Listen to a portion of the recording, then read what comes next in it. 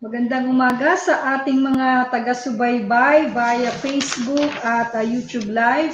Narito na naman po tayo sa pangatlong araw ng 5 pagsasanay natin sa Gender and Development. Ito po ay hatid sa inyo ng Agricultural Training Institute, Bicol.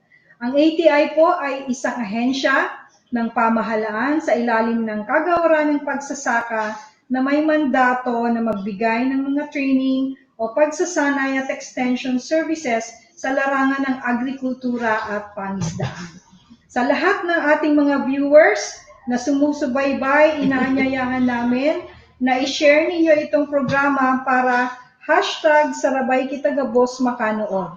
So maaari nyo pong i-share ang aming live feed at gamitin ang hashtag na #ATI Bicol Sarabay Channel. Sa ating mga nagsasanay, pa-shoutout po ng inyong mga full name sa ating ATI FB comments box.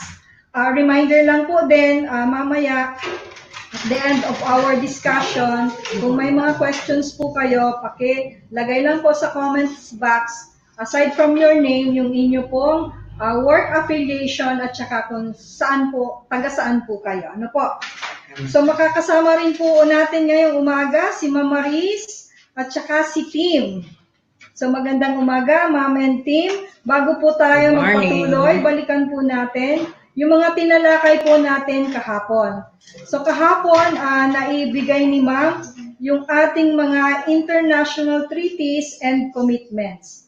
Ang mga ito po ay yung CEDAW, yung Convention of the Elimination of All Forms of Discrimination Against Women. And meron din po siyang BPFA or yung Beijing Platform for Action and yung ating Sustainable Development Goals.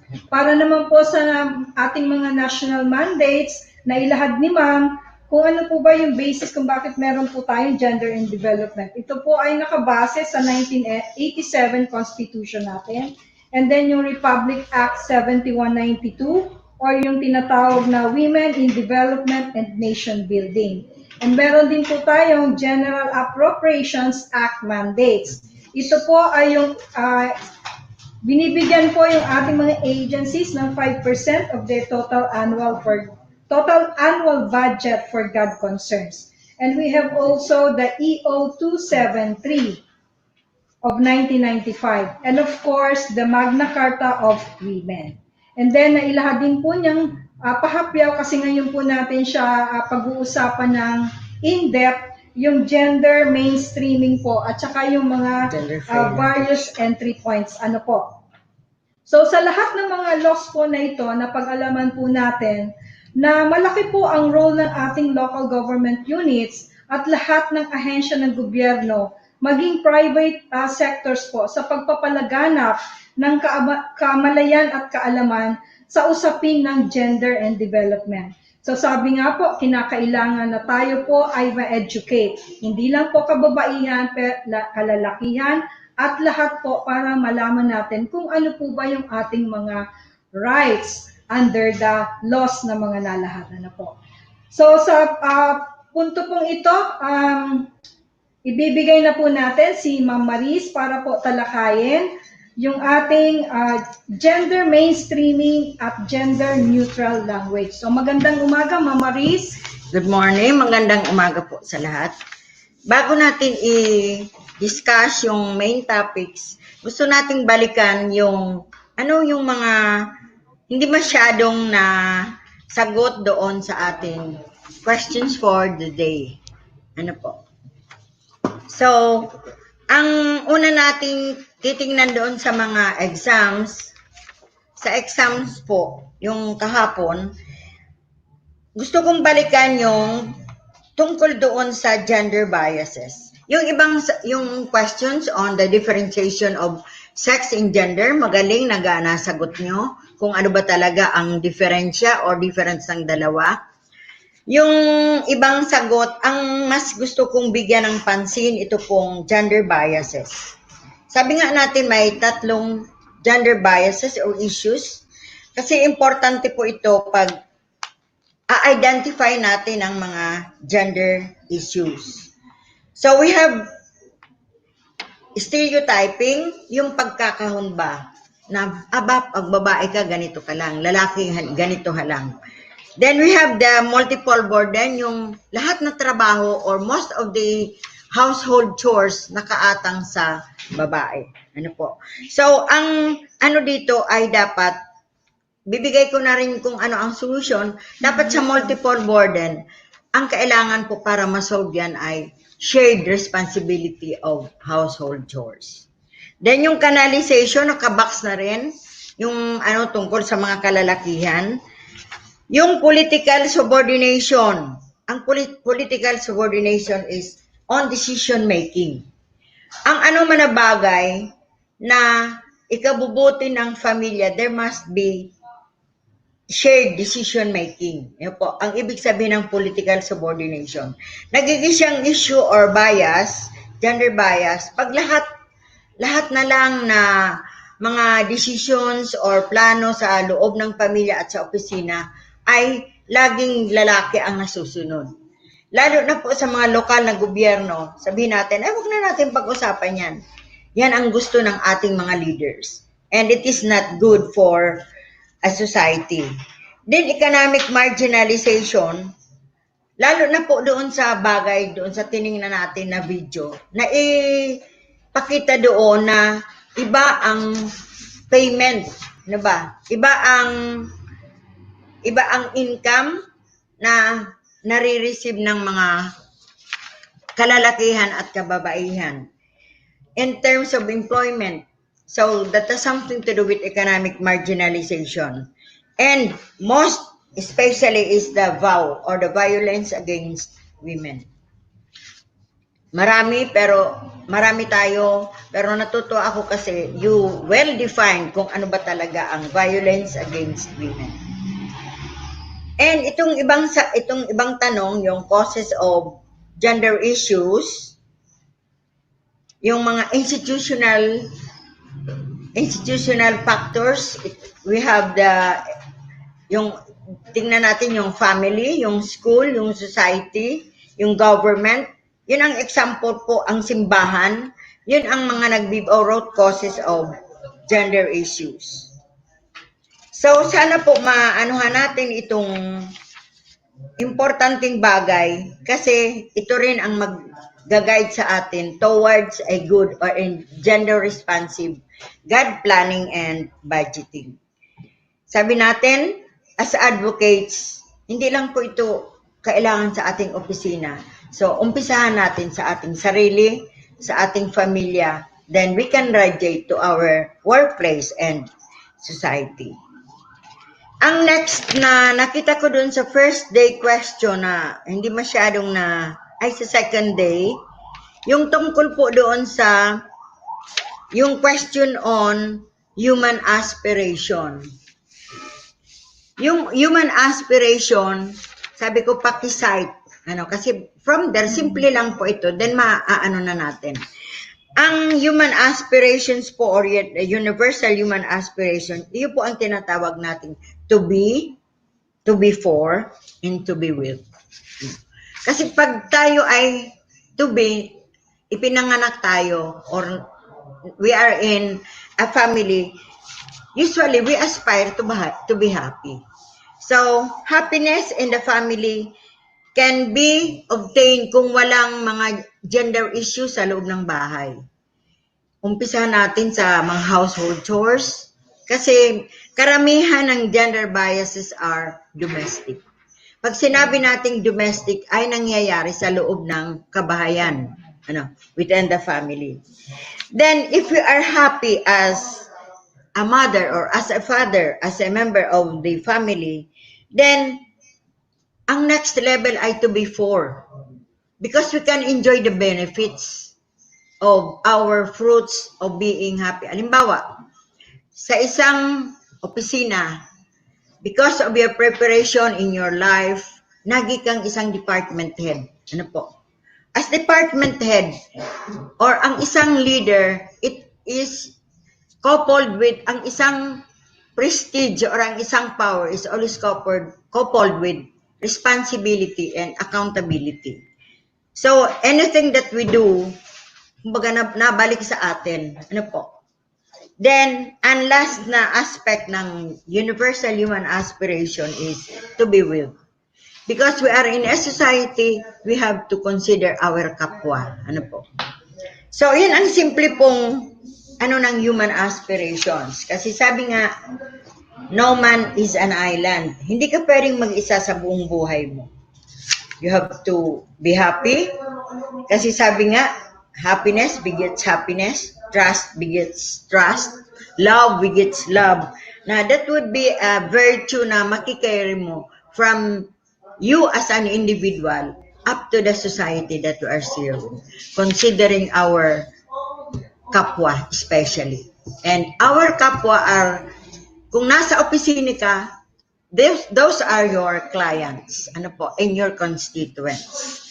So, tungkol naman doon sa societal structures, ang pigmimi natin doon ay yung yung economic structure, political, then socio-cultural structures ng isang tao. Bakit kailangan nating tingnan?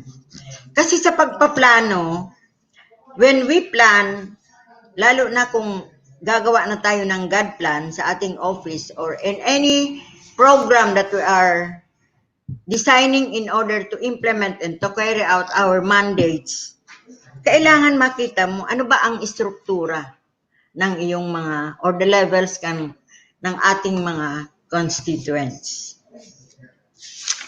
So, iyon ang nakita ko doon sa exam na medyo kailangan na siguro i-review natin. And itong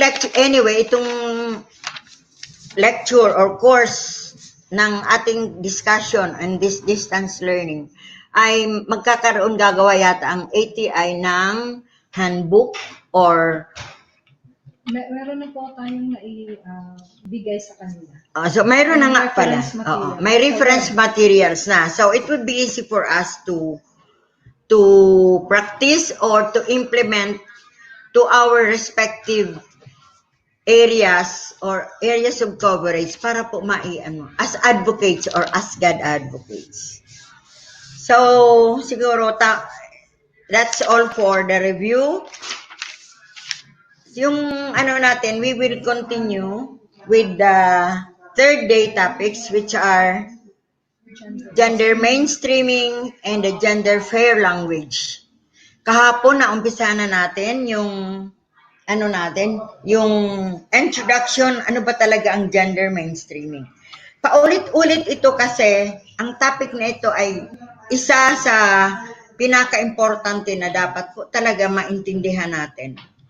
So today we will be having our gender mainstreaming topic. Ano po?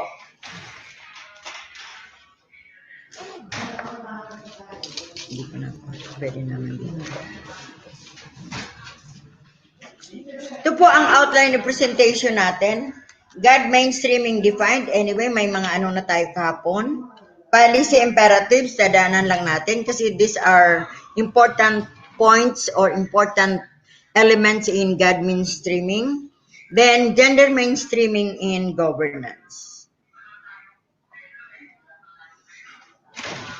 Ano ba kaintindi natin ng mainstream? Pag sinabi kasi nating mainstream as strategy, ito po yung pinag-iisa natin ang lahat na resources, yung mga iba-ibang kailangan sa isang bagay pagpaplano. Ito po ang isang illustration. So we have the decisions. The first thing that we have is the decision. Halimbawa sa isang programa, mayroon tayong isang plano na na-identify. So we have also, the first is we have to decide whether to go on with your program or not. Then we have the mechanisms. Kahapon, diniscuss ko, may pahapyaw na tayo sa mga mechanisms. Ano po yung mga mechanisms? Then you have the GAD code, yung mga ina-identify natin. Then you have the GAD plan, the GAD focal point systems, and other mechanisms required in order to mainstream our GAD plan. Yes, nalagay na doon. Then you have the resources. Ano ba ang mga resources? Sa isang opisina or sa isang pamilya, may mga resources tayo. Ano ba ang pinaka-importanting resource sa ating society? Siguro naman alam natin lahat na ang pinaka-importanting resource ay tao. Ano po? Human is the most important resource.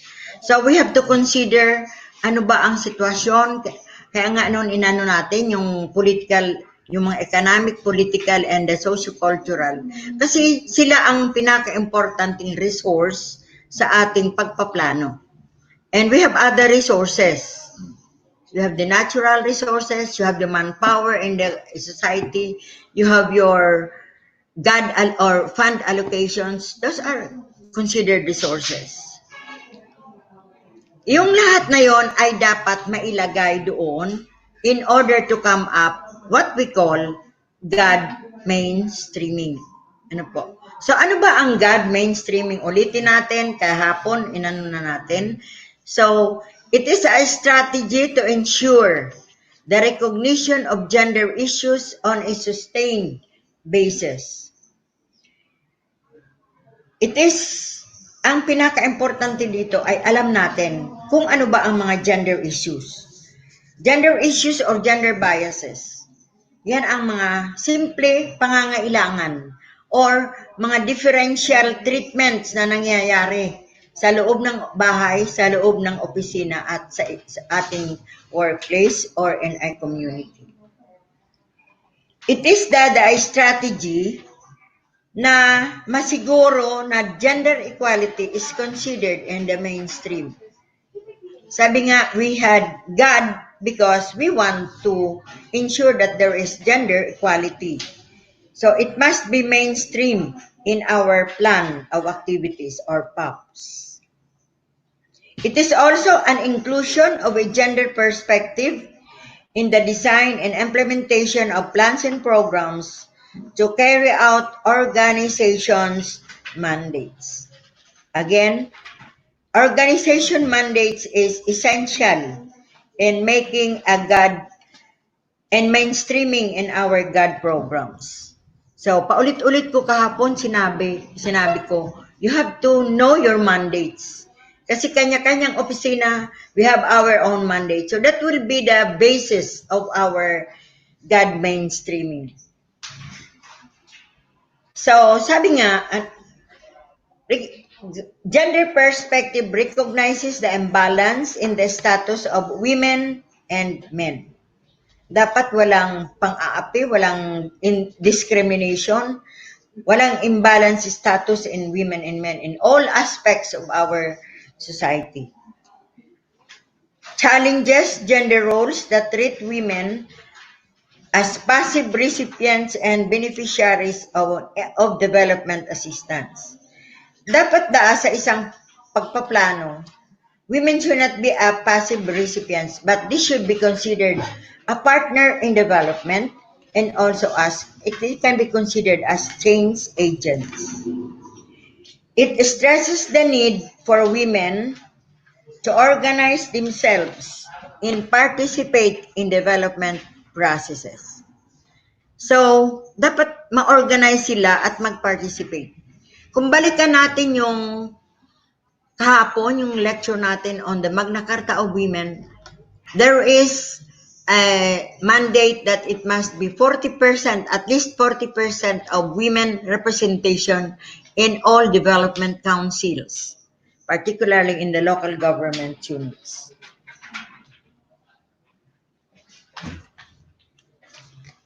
So what is then GAD mainstreaming? It is allocating adequate resources for the conduct of gender responsive.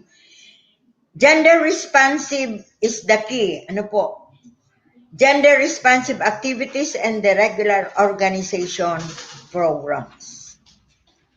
It must be gender responsive.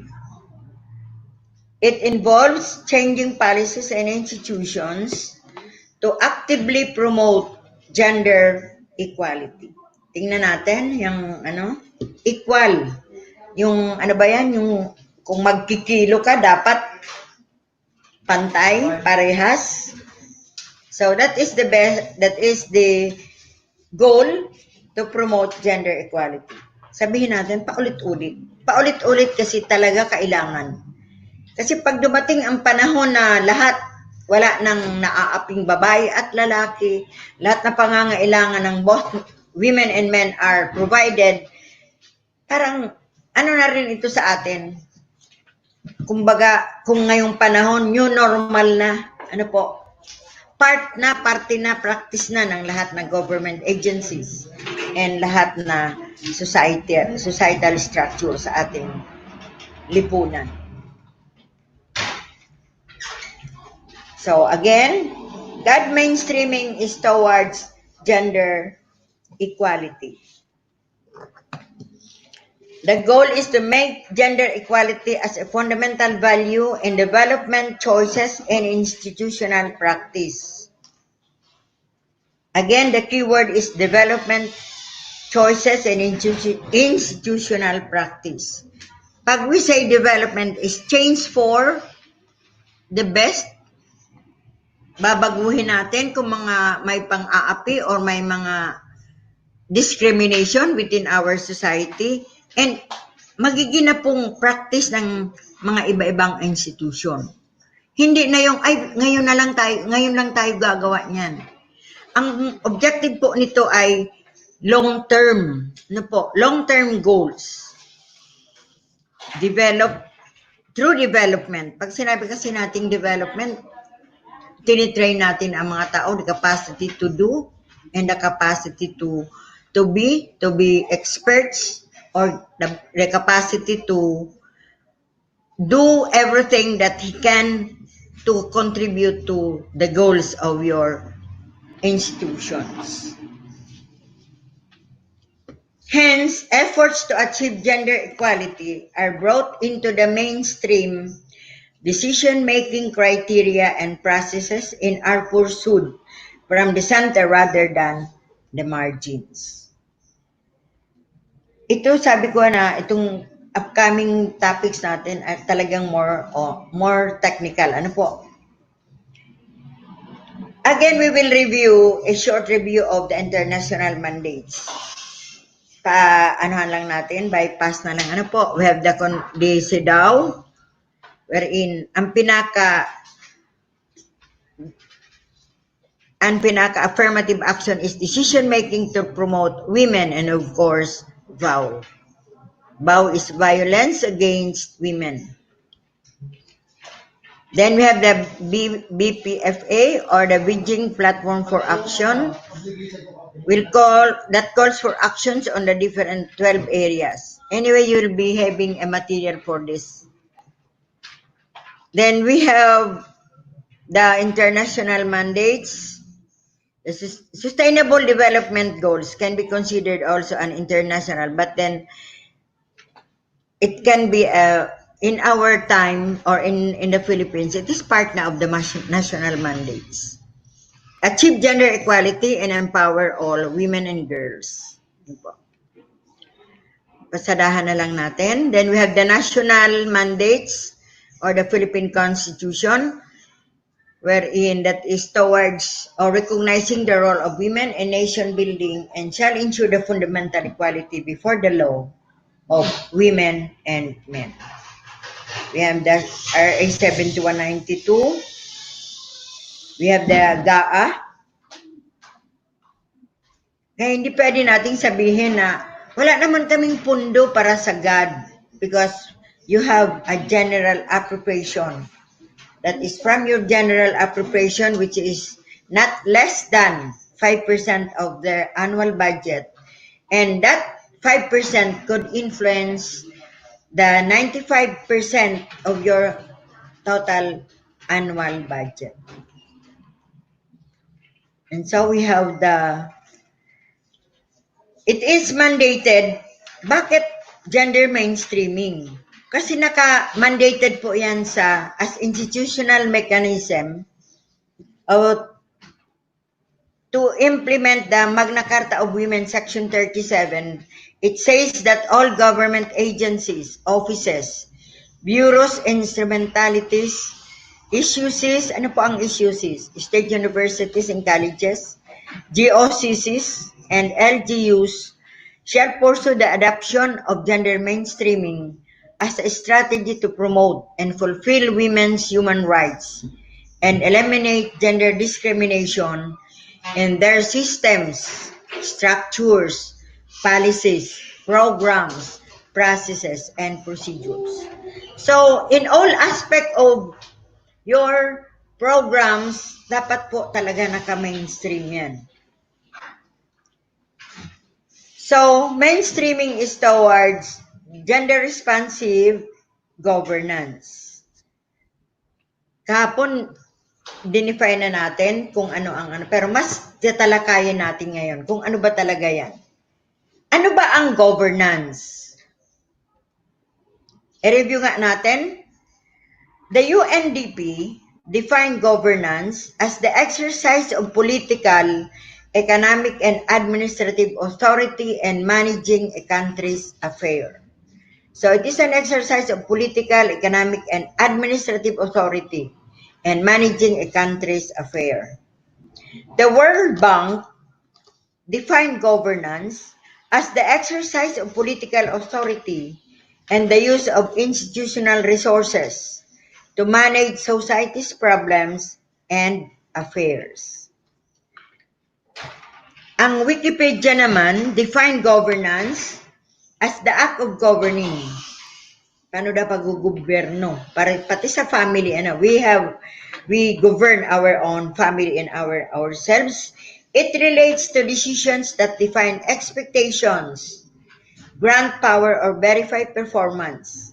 It consists of either a separate process or part of management or leadership processes. So, iba-iba pong style ang pag-govern ng isang institution or isang bagay. Ano po?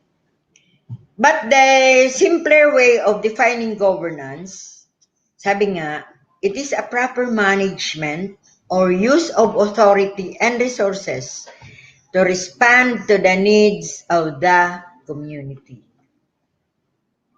So, ang element po ng governance ay the authority or proper management.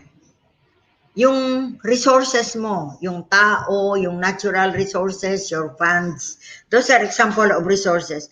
In order to answer, para masagutan natin, mabigyan natin ng solution ang anuman na problema ng society or our community.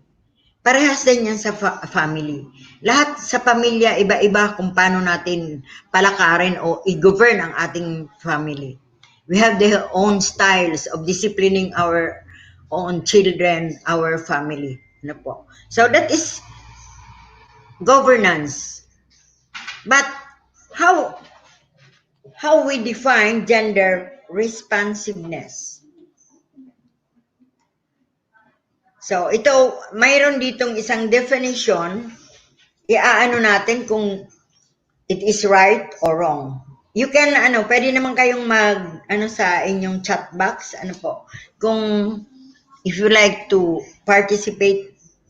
Sabi nga, gender responsiveness is the consistent and systematic attention given to the differences between women and men in society with a view of addressing structural constraints to gender equality. Is it right or wrong? Please participate kung bago ko i-click ang aking. Sabi nga, gender responsiveness is the consistent and systematic attention given to the differences between women and men in society with a view of addressing structural constraints to gender equality. Is it right or wrong? May sumagot? Sumagot po si Reg, right. Si Ma'am Tess ng right. Si Mr. So, Paran, right? So more, So, karamihan po ay right. right. Yes, because kung titingnan natin, sabi na, inaalam natin yung differences between men and women, inaddress natin yung problema nila towards the goal of gender and development, which is gender equality. So that is gender responsiveness. So sabi nga, gender responsive governance, according to UNIFEM, it is recognized as essential to poverty reduction efforts in respect for human rights. So, mula sa umpisa, balik-balik po ako doon. Sana tingnan nyo yung mandate, yung vision. Kasi it is one, lahat naman yata na ahensya ay kasali ang poverty reduction. And a mandate to exercise human rights in all aspects of our community, of our personnel. So number one, gender responsiveness, it is an essential aspect to poverty reduction and respect for human rights. It is also seen as conflict prevention, growth, and environmental protection. So lahat na aspeto ng ating pagsiservisyo ay covered po ng gender responsive governance.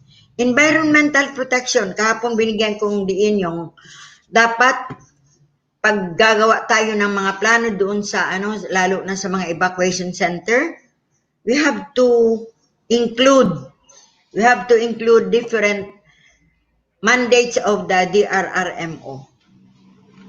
And lalo na bibigyan natin ng pansin doon if we provide, it is not enough that we provide evacuation center, but we have to comply with the gender responsive principles na po.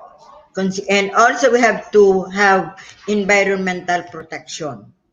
Democratic governance, meaning an agenda for participation, human rights, and social justice. So, hindi ito isang programa na ang gagawa lang ay iilan sa isang opisina.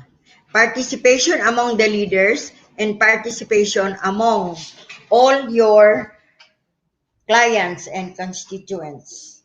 But in here, we have to consider first the benefits that men and women could get.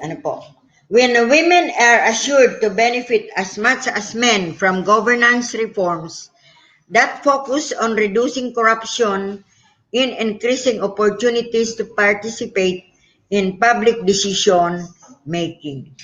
So, that is how UNIFEM defined gender responsive governance. Ang sunod po ay tatalakayin natin ay yung characteristics of gender responsive governance.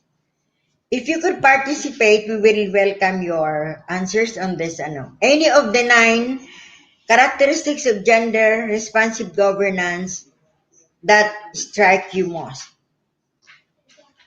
We have the 9 characteristics of gender responsive. Pwede po magbigay at least for 2 minutes.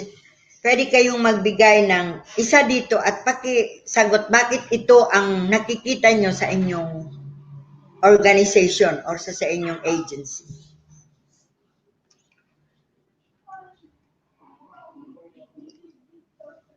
Ito po. We will wait for at least 2 or 3 minutes. Alin ba dito sa siyam na characteristics ang nakikita nyo na sa inyong agency? Because these are the characteristics of a gender responsive governance or a gender responsive agency.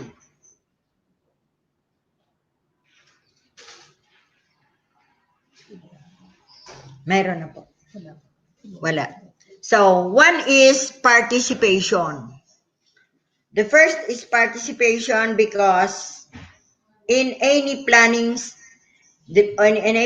action, dapat lahat na both the leaders or the management and the client should participate in all your preparation of plans. Halimbawa, kung kababaihan ang na-identify nyo na ang may kailangan, we involve the women or any marginalized group na kaipuan. Halimbawa, ang problema na nakita natin na problema ay on kababaihan.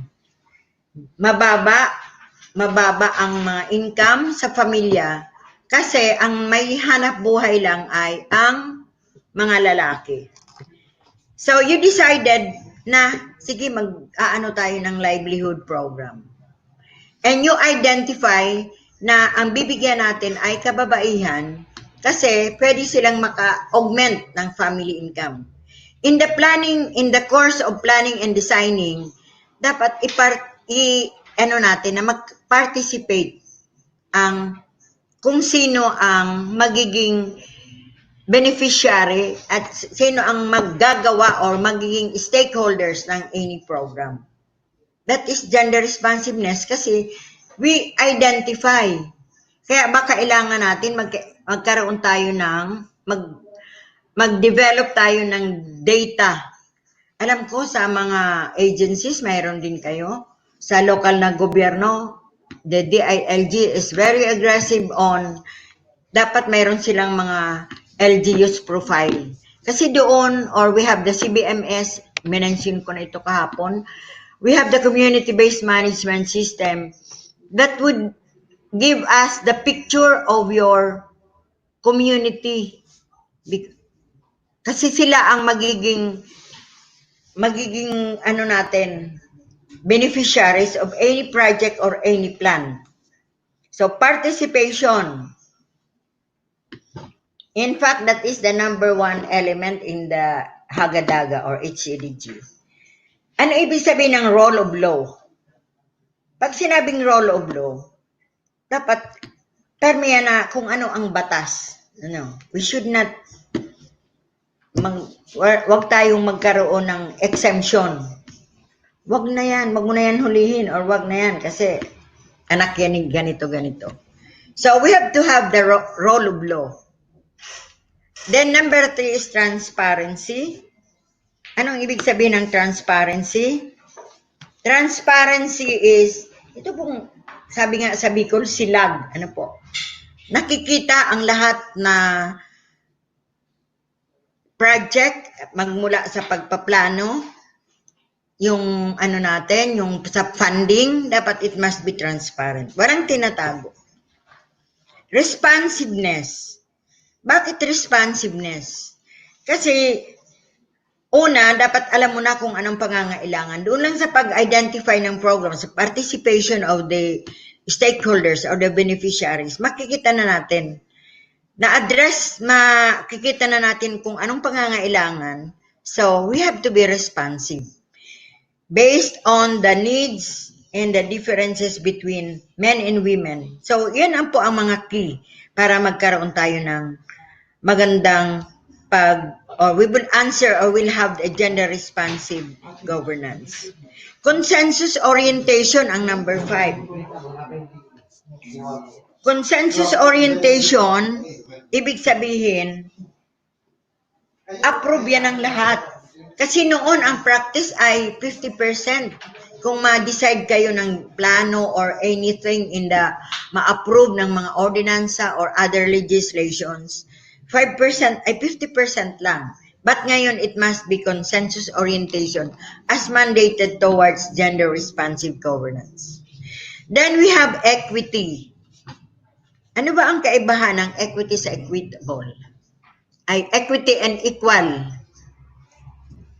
May dalawa yan na word na, Pag sinabi nating equity, ibibigay lang natin kung ano ang kailangan. Hindi equal. Actually, sa ibang munisipyo or LGU, in terms of distribution of relief, ginagamit na po ito. Halimbawa, may disaster, may bagyo or what. And the distribution of relief, pinapractice nila yung equity. Ang karamihan na practice, pag may relief, pare-parehas. So, equal. Ano po? Pero, ang the best daw is to have an equitable distribution of relief. Ibig sabihin, kung ano ang pangangailangan, yun ang ibigay.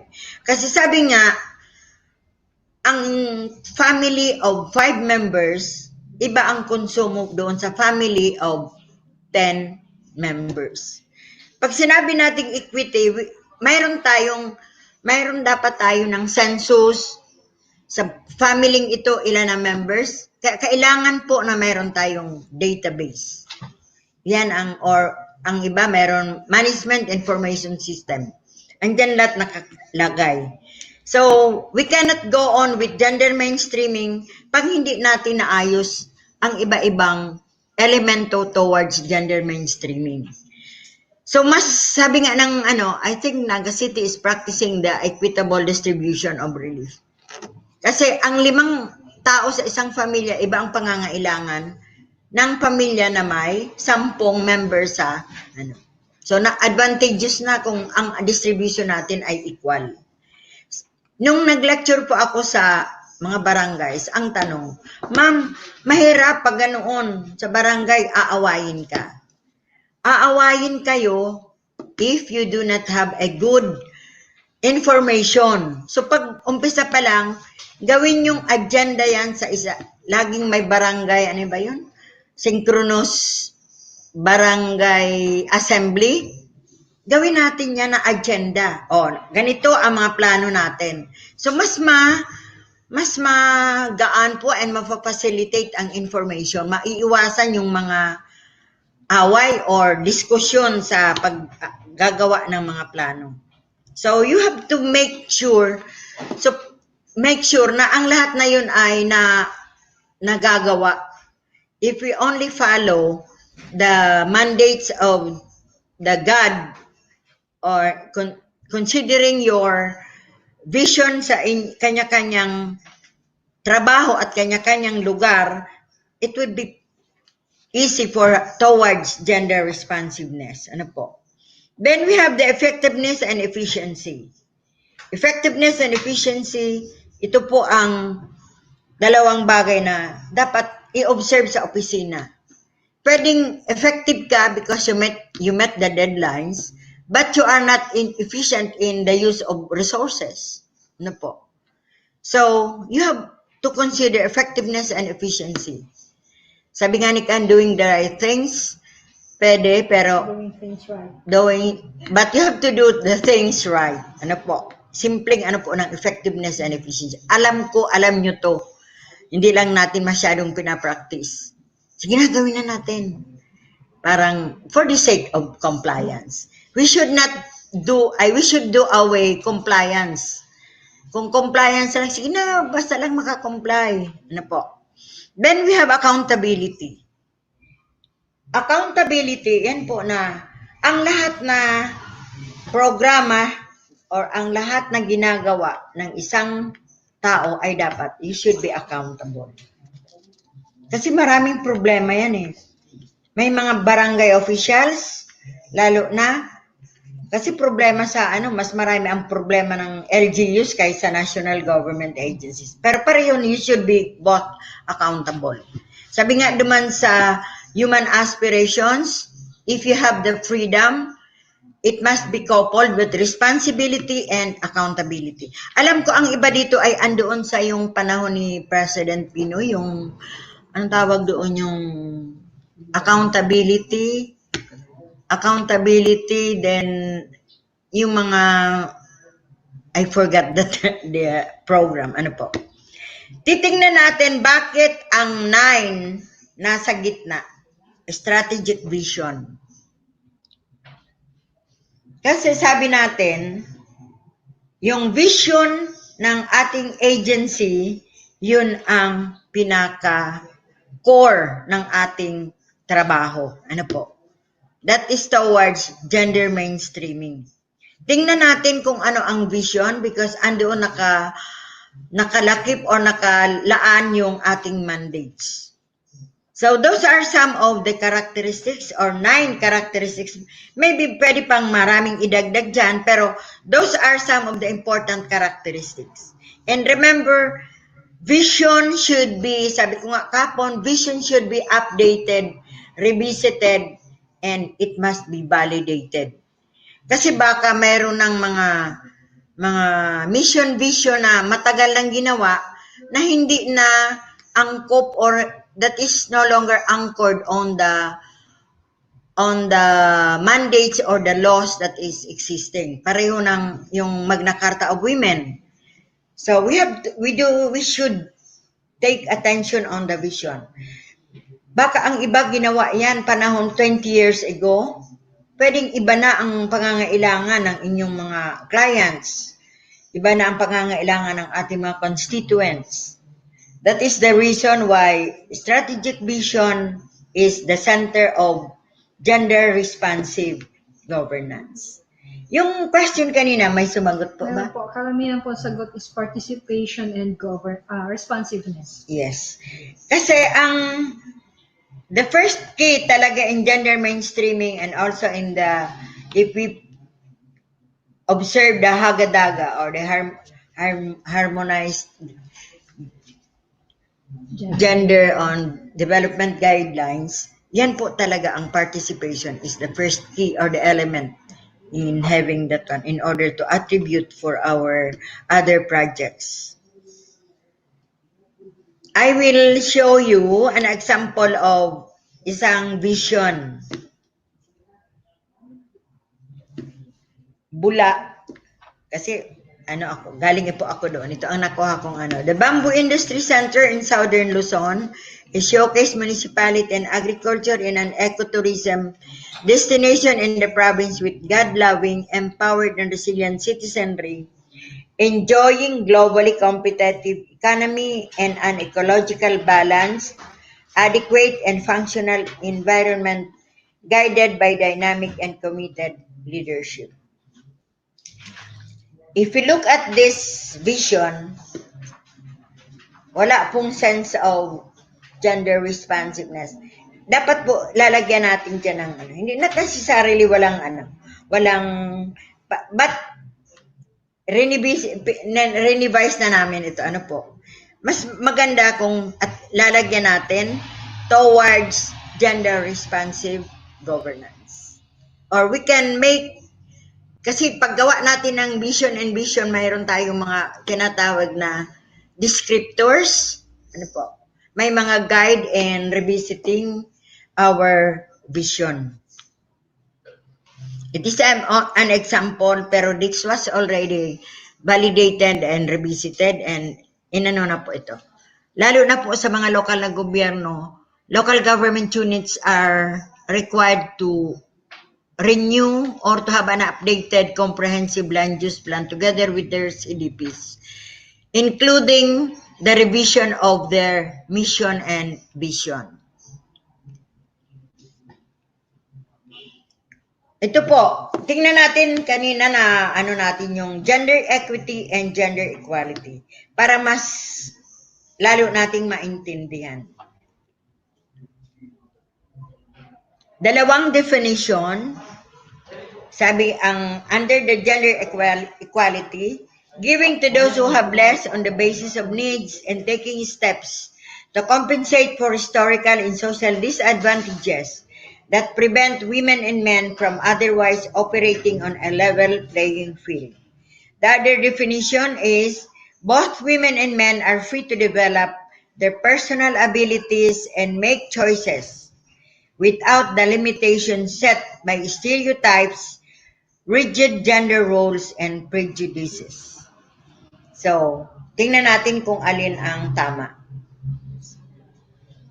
So, sabi daw, gender equality is giving both men and women free to develop their personal abilities and make choices without the limitations set by stereotypes, gender roles, and prejudices. So, ulitin natin yung definition ng gender equity is giving to those who have less on the basis of needs. That is the simple definition of gender equity and gender equality. because we will be using gender equality and gender equity up to the last topic of our and also in the preparation of your GAD plan and budget. Those are the one of the two most important words that we must learn. Gender equality and gender equality.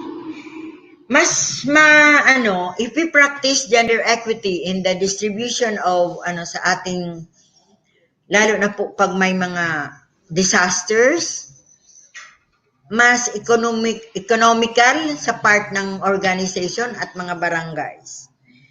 Saka walang sayang ng resource na ibibigay natin. And so what is mainstreaming? Bigyan naman natin ng tamang definition or ulitin natin para maintindihan. Mainstreaming as a gender perspective is the process of assessing the implications for women and men of any planned action, including legislation, policies or programs in any area and at all levels. Paulit-ulit, and the planned action, legislation, policies or programs.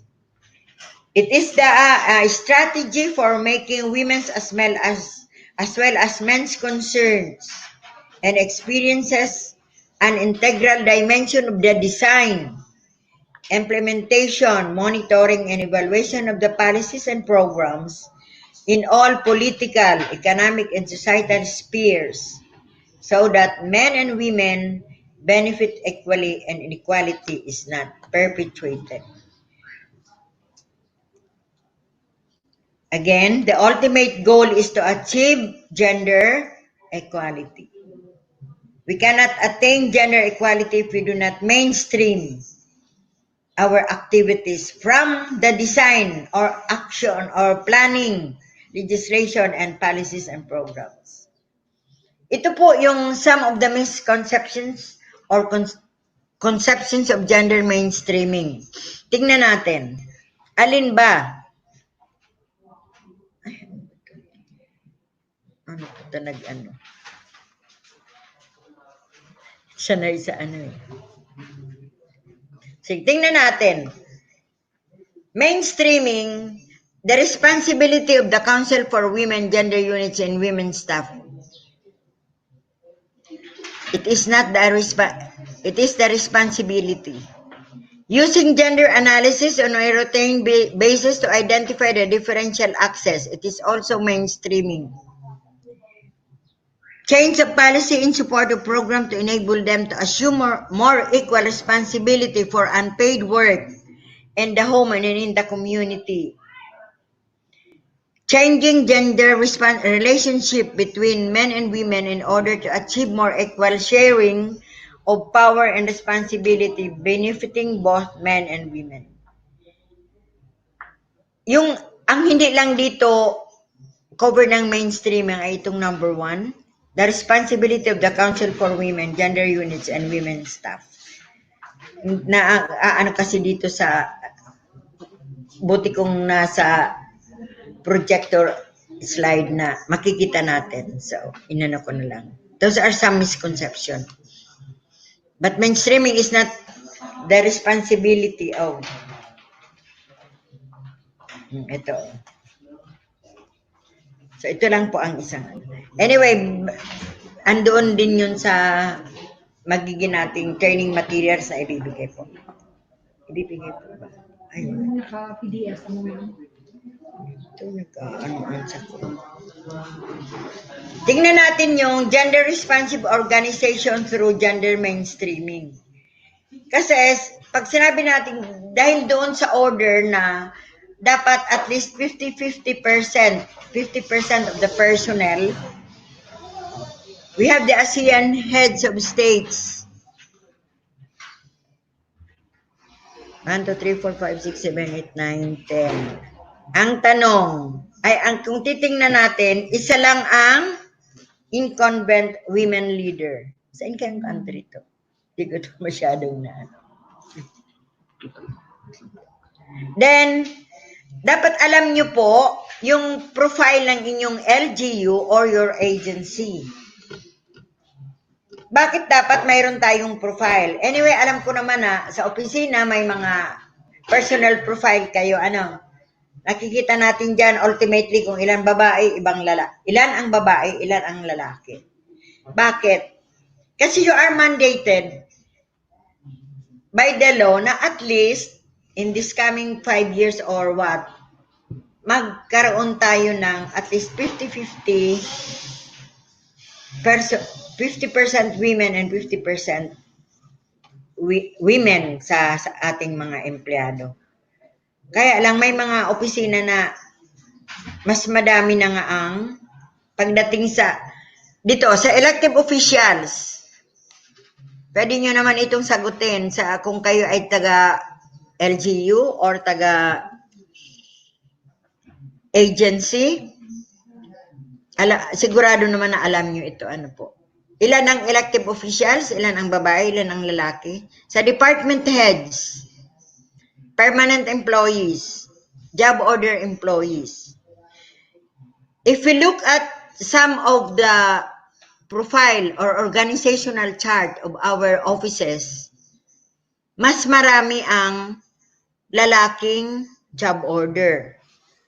Anong rason nila? Kasi lalo na daw sa yung pag-aano ng sa general services, mas kaya daw ng mga lalaki. Pero parang may mali kasi ang anumang bagay pwede din kayahin ng babae. We have to modify some measures or some tools pagdating sa pagdating lalo na sa may mga projects. Example po, dito kami sa Bula, may na bamboo service facilities. Both men and women, babae at lalaki, pwede po ma-employ kasi may mga ang mga tools dyan ay mga equipments dyan ay gender friendly na, women friendly, and sa lalaki mas magaan. So we can innovate some tools para sa ating mga kababaihan. And lalo na rin, example, isa sa construction work sa mga LGUs, pwede nyo naman i-hire ang kababaihan as job order employee or mag-employ ng ibang workers. Halimbawa, sa pag-check as checker or pag-take ng attendance ng mga workers or mga iba-ibang trabaho.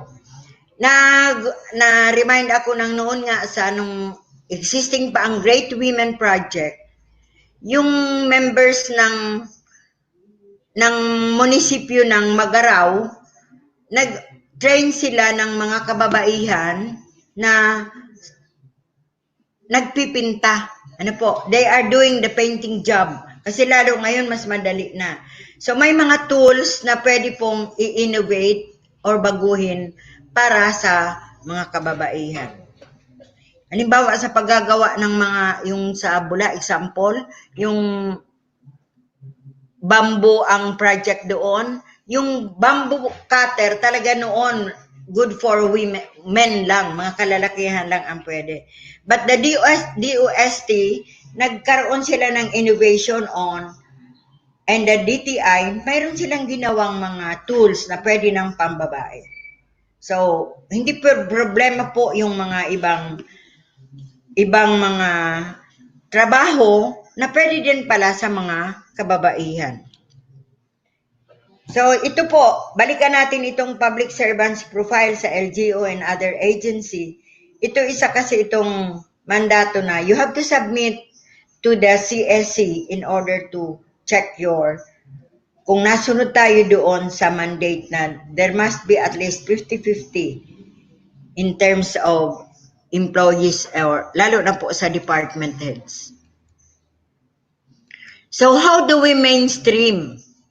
Sabi ko nga may mga elemento kung paano natin magawa ang gender mainstreaming. Ang una po ay the use of sex disaggregated data. Because we concern with men and women, dapat alam natin ilan ang kababaihan, ilan ang lalaki. Kasi out of that, maaano natin, ano ang mga problema. Then, kung may mga pangangailangan, doon natin ibabase or ito ang magiging nating guide para sa pagpaplano natin for our activities, programs, and policies. Na po. We have to consult with various sectors. Alin itong mga various sectors na ito? Ito yung first, you have to identify sino-sino ba yung mga magiging nating clients. Alam natin, makukuha natin ito if we have the profile of your agency or your LGU. Malalaman natin ito kung they belong to the marginalized sectors. Kasi ito ang gagawa natin ng plano para sa gender mainstreaming. Consult with various sectors. Then, the use of gender analysis tools. Iba-iba po ang gender analysis tools. Hindi yung ordinary analysis tool, but we have gender analysis tools na have been developed, have been enhanced by the PCW and other groups and other scholars to work on the gender analysis tools. Mamaya i-discuss natin. Isa na doon yung gender mainstreaming. Ibibigay ko po sa inyo, introduction lang. Kasi that is a specialized training for your GAD focal point system and to the technical working group. Medyo madugo yun kasi dapat talaga may actual workshop and working on your data.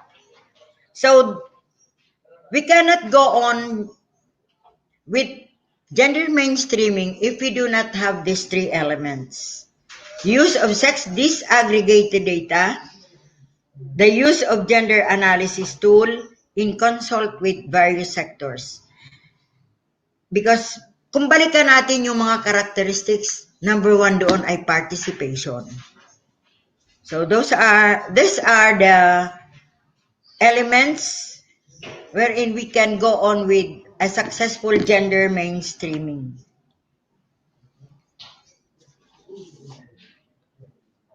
So, gender mainstreaming.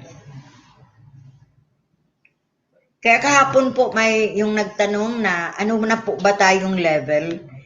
Tayo na kung anong level, kanya-kanya pong ahensya and local government units, dapat po mag-undergo kayo ng mga different gender analysis tools para mahangin. Kasi ito ang mga tool para makita natin kung ano na kayong level.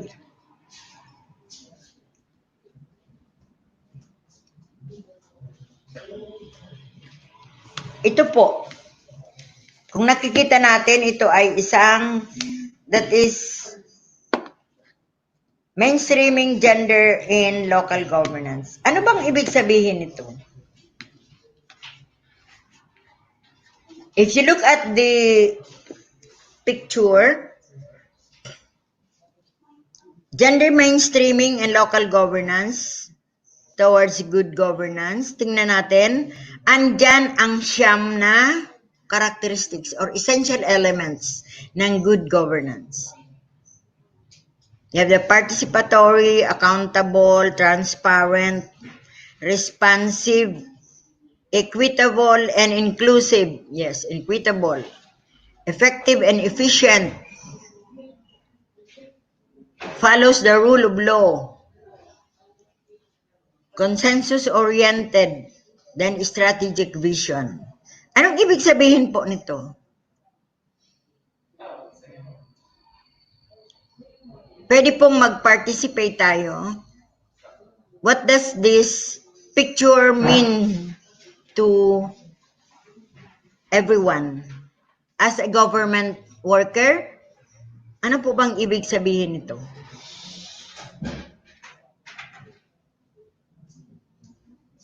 Yung una nating may nasumagot pa doon.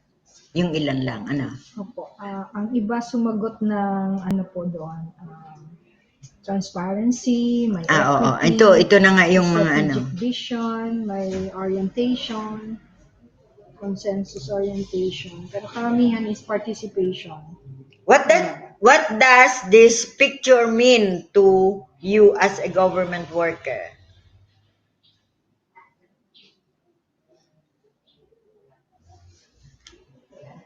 Maaari po tayo mag-participate. Kasi mas maganda kung may ano. We invite everyone na mag-participate. Anyway, we have time for you to natin. So si Ma'am Perlin sumagot ng effective and efficient. Do its best at the right situation or opportunity, optimizing resources in achieving goals. Yes? Ano pa po? Anong ibig sabihin nitong kamay na ito? With picture, with all the essential elements and kaya ibinigay ko yung mga aspirations kasi it is a part of gender mainstreaming. Hello, nandiyan pa po ba tayo? Pwede umakyat kung gusto. Pwede po kayong mag-call or mag-click lang dun sa ating link. We will wait for you. Kasi mas magandang, kasi with this, I'm sure na anan talaga na. So, meron pa nag-comment nababasa mo dyan. Opo. Sige po. Si Ellie De Leon, being able to mainstream gender effectively can lead to good governance, which can lead to people achieving their aspirations. Okay? Ano pa po? I am not a government employee though. Kahit po hindi ka government employee, pwede po itong i-apply natin sa ating pamilya, you as an individual, pwede pong i-share sa mga kasama sa ating grupo. Alam ko naman lahat tayo in group. The picture to me shows si Sir Chris. Yes, Sir Chris, that whatever it is that we are doing, it is for the main purpose of achieving human aspirations to the fullest. Yes. Sir, sige, sagutin ko na. Marayo naman ang mga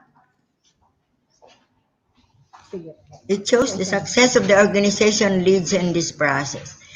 Ang basic po nito na gender responsiveness lies in our hands. Ano po?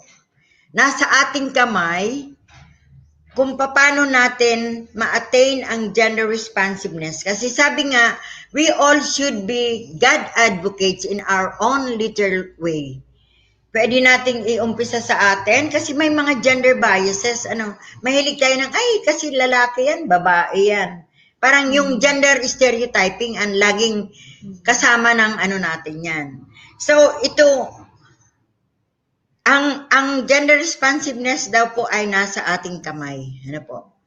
Knowing, nalaman na natin yung mga elements ng gender mainstreaming, alam natin yung mga characteristics, then, natutunan din natin yung human aspirations na kung tayo nabuhay, ito ay para sa iba, para sa ating pamilya.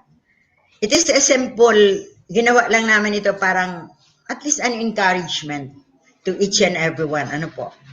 Pero nakakatuwa kasi marami na akong na-train ng mga local officials. Ang interpretation nila nito ay, sabi nila, nanghihingi. Sabi ko, Diyos ko naman, baguhin na natin yung ugali natin na lahat na lang tayo hingi sa gobyerno. Let's also do our part. Ano po? So parang pang lang po yan, pang trigger ng ating ego to be na masagutan natin ang mga problema. Sabi ko nga, let's start with ourselves and in the family. Kasi pag everything ay nag-umpisa sa atin, mas madali po. Yes. Two ways. Tingnan ko yung ni sir.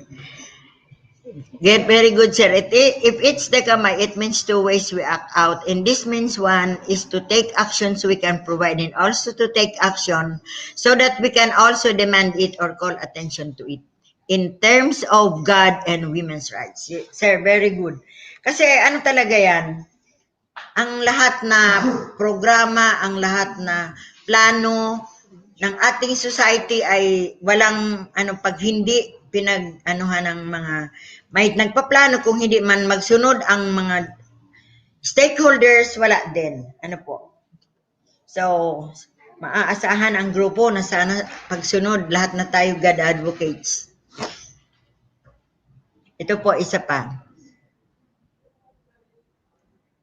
Mainstreaming gender in local governance will result to good governance while implementing 9 characteristics of gender-responsive governance that may lead to human aspirations such as love, freedom, and accountability of love and equity. This picture also represents na dapat ay laging bukas palad para sa pagbabago, para sa pagkakapantay-pantay natin. Yes, very good, ma'am. Si Mariel. Meron pa si Reg. Si Reg saan? Sa sunod kay Sir Cyrus. If there will be a well-balanced elements, we could achieve a developed and sustainable flow of our platform, thus maximizing each and every potential. Yes, very good, sir. Si Ma'am ito, Ma'am. Si Reg. Ma'am Reg. Ay, Ma'am Reg. Ma'am, saan po kayo? Sa teacher siya. Sige, sagot na lang si Ma'am. Anyway, ma'am, thank you. Kaya nga ang lahat na nagte-training na on gender sensitivity, encourage namin na maging GAD advocate. Kasi tayo lahat ay in a community. May mga, siguro ang ibang natin, hindi pa nakapag-umpisa at least on the training. Kasi pag lahat na ay nakapag-training or alam ang mababawasan yung mga pang-aapi, yung violence against women, yung mga biases na nangyayari sa atin. Kahit na nga sa pamilya talaga, if we look at our own family, kahit na ang paghugas ng plato, ay kinanay lang yan lahat. Ang paglaba ay kinanay lang. Ang pag-alaga ng bata ay kinanay lang. Ang biro ko nga niyan, ba't kinanay lang? Paggawa ng bata, nanay and tatay ang gumawa niyan. Parang ko rin, kasi hindi naman pwedeng lahat puro na lang. So all the gender biases, lalo na yung mga natin, yun ay masusolba through itong natin ng shared responsibility, shared parenting, shared responsibilities in the household chores, and lahat po. Simple po. Sabi nga nung mga na-train ko na, ano ba yan, ma'am, God lang naman yan, ba't pati lahat na yan naungkat na? Kasi sabi ko, ang ay nag-uumpisa. Pag nag-uumpisa dyan sa mga problema sa loob ng bahay, sa society, sa agencies, and pwede natin yan ma-resolve. So, natin, paano natin ma-solve? So, ang sabi doon, yung at least may communication, may planong maganda para sa mga lahat na tao. So, it is a good, siguro kung lahat ang God, wala nang mga rape, wala nang ibang mga problema. Wala nang diskriminasyon. Simple lang po. So, Miss Officer? Si Miss Officer, through good governance, LGUs can help others by being for them and with them. Yes, ma'am. Very good. Si Gab, successful gender mainstreaming will result to good governance, hence result to achieving aspirations. Mainstreaming in my own work, I can contribute to good governance, which will eventually lead to human aspirations. Yes, thank you po. Sana, kung kayo taga-barangay or anong sa inyong agency, hindi pa nito nakapag-training, try to push them or to inform them of the importance of this God. Kasi wala naman problema, may pundo para doon sa inyong in every agency may fund na galing sa pinaka total God budget. The picture shows that the 9 characteristics of gender responsiveness of governance are interconnected to ideally and successfully achieve human aspirations. Yes, very good. Yung mga hindi nabasa, thank you sa pag-participate. Kasi mas maganda nga po kung talagang, kung face-to-face tayo. But anyway, you can use the link. Ano po? Kung gusto po mag-person to person, i-click lang po yung link na makikita po dito sa ating comments box. Kung gusto nyo mag-participate at magtanong ng personal kay ma'am, pwede naman po. So, click the link, yung streamyard.com po. Or pwede ko naman ibigay yung CP number ko para kung mas may kailangan pa. Ano po? Sige, thank you po yung mga nag-participate. Ang next topic po ay ibibigay ko Introduction on Gender Mainstreaming. It is a tool na medyo magiging advanced kayo kasi ayoko kasing mabitin kayo sa gender mainstreaming. It is now an enhanced gender mainstreaming as a tool. Ano po? Kasi alam ko dito sa nag-train yung ito. Yung mga karamihan sa nag-participate sa training na ito ay mga taga-agency. Ito po ay isang tool na pwedeng gamitin sa organization, yung programs and projects. Dito maa-analyze natin kung how gender sensitive or responsive kayo. Kahapon kasi may nagtanong kung anong level na. If we go into the gender responsive governance, maaanohan natin ito, makukuha through this lecture. Ano po? Pero orientation lang to kasi we cannot do sa ka-advance na to. Kung ibibigay namin yung mas mahihirapan tayo. So I will be orient you on the gender mainstreaming evaluation framework. Itong GMF story, it started in 1992 with the 7192 or the Women in Development.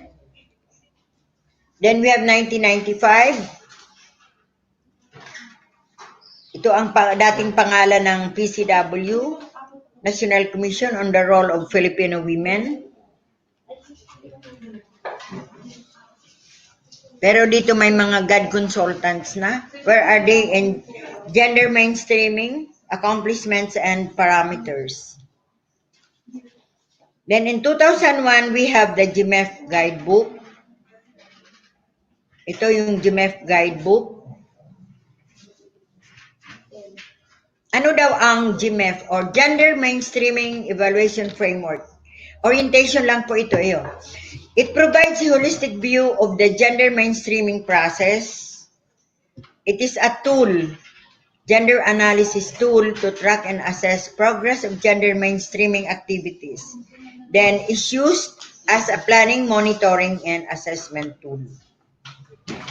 It is useful for GAD focal points, members of their technical working groups, and other GAD committees. The Philippine Framework Plan for Women worked on this in order to attain gender-responsive governance, to abide with the human rights and women's economic empowerment. This is the conceptual framework of the Plan for Women. So, the base is the gender-responsive governance towards gender mainstreaming kasi we cannot attain economic empowerment and protection or fulfillment of human rights if we do not have the gender mainstreaming process. So, there was a program on gender equality and women's empowerment or the VAWC-PC. Ano po ang VAWC-PC? Ito po ang parang steps or framework in order to attain gender mainstreaming towards economic empowerment.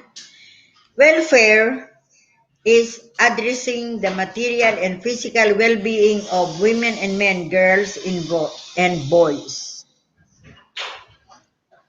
Then, if we identify and we address, we ensure that resources, services, facilities are made available to women and men conferred by the state, market, and kinship. So they can access now of the resources. Then the next level is conscientization. Ano po ang conscientization? It is sensitizing women and men to sexist beliefs in recognizing that women's subordination is a result of discrimination that is socially constructed and therefore can be altered. Dito na po sa level na ito, dito po kung welfare ay we address only the needs of boys and girls. Dito sa access, we can now have the resources. Sa conscientization, we usually, what are the whys in this? Ano po? Ano ba? Ba't kailangan ito? Bakit may discrimination? May women's subordination. It is because of sabi nga, because discrimination is socially constructed. Ano po? Because of culture. Nakapag-isip na tayo, sige, ganito pala. Kasi usually dito natin malalaman yung mga, or makikita yung mga biases. Ano po? So there is conscientization. Yung mga biases, yung mga bakit may discrimination. Kasi may mga sexist beliefs na lalaki lang ang dapat maghanap buhay. Lalaki lang ang dapat mag-take ng ganitong course. Ano po? So that is conscientization. In the next level is participation. Sabi daw, making women equal with men in their involvement in the development process. Dito sa participation, nabigyan na natin ng karapatan ang babae na mag-participate o na mag-actively participate sa lahat ng mga plano. Alam natin ang development process. Development process starts with identification of problems, then analysis, designing, implementation, monitoring, and evaluation. Those are some of the development process. We cannot take that up kasi iba naman ang niyan. Pero at least we will pakunti-kunti i-discuss natin. So the fourth level is participation. Pag nag-participate na ang kababaihan at kalalakihan doon sa mga pag-address ng kanilang problema, then they can now have the control. Control in the sense na sila ang magiging beneficiaries of all the programs na na-identify towards the process. Ano po? There is increased control over the means of production, resources, and the distribution of benefit. Parehas nung nakita natin na doon sa Magna Carta of Women. Dati, ang mga nagtatrabaho sa marine industry, lahat lang lalaki.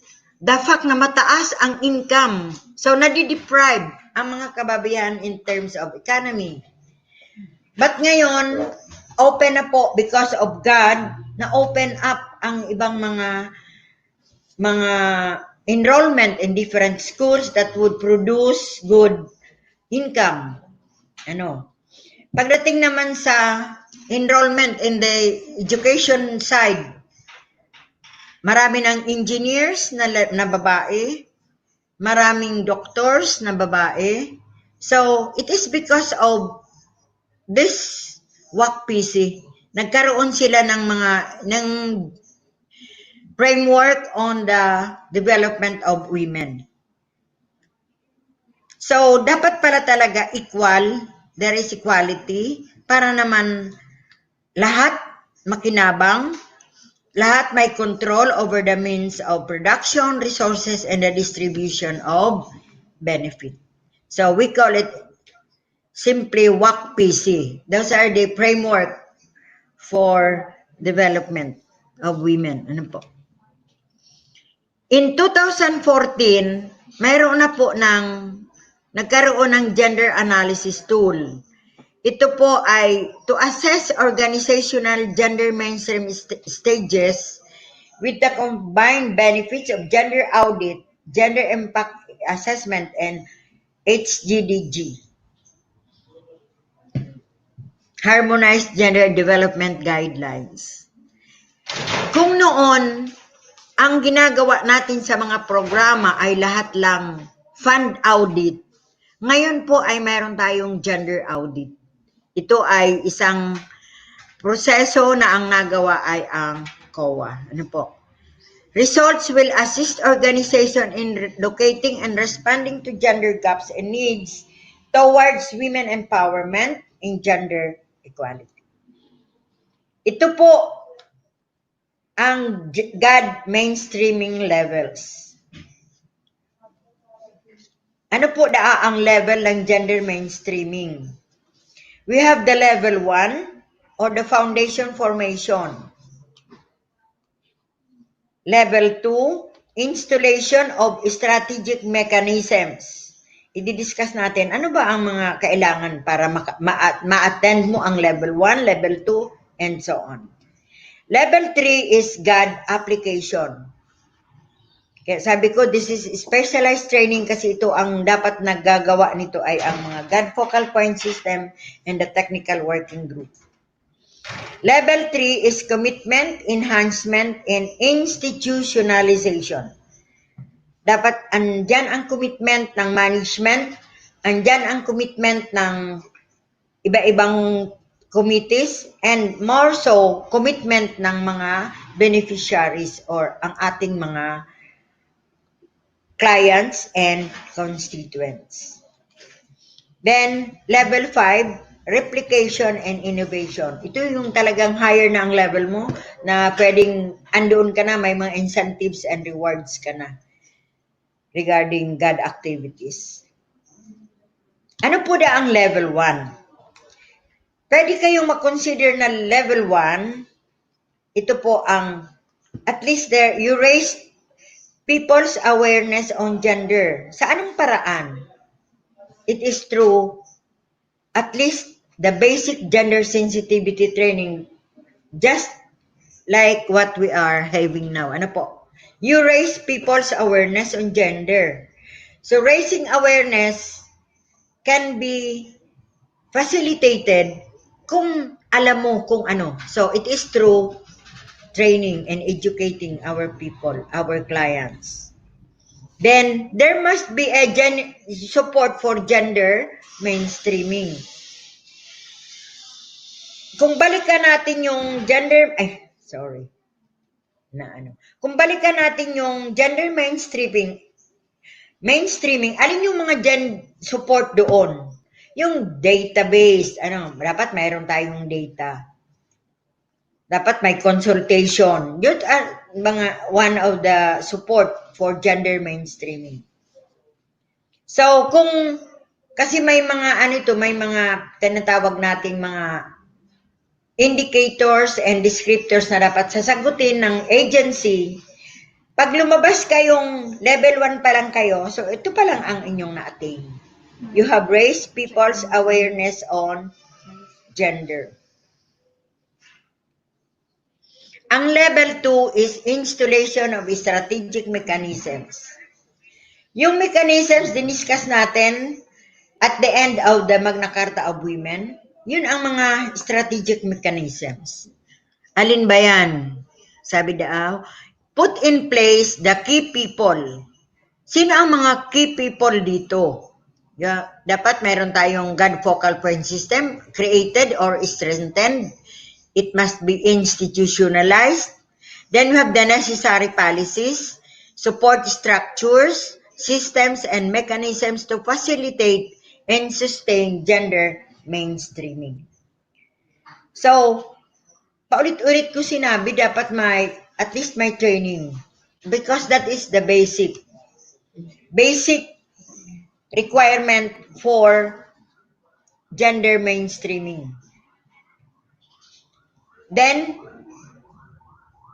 a regular application of GAD concepts and tools. Ano po?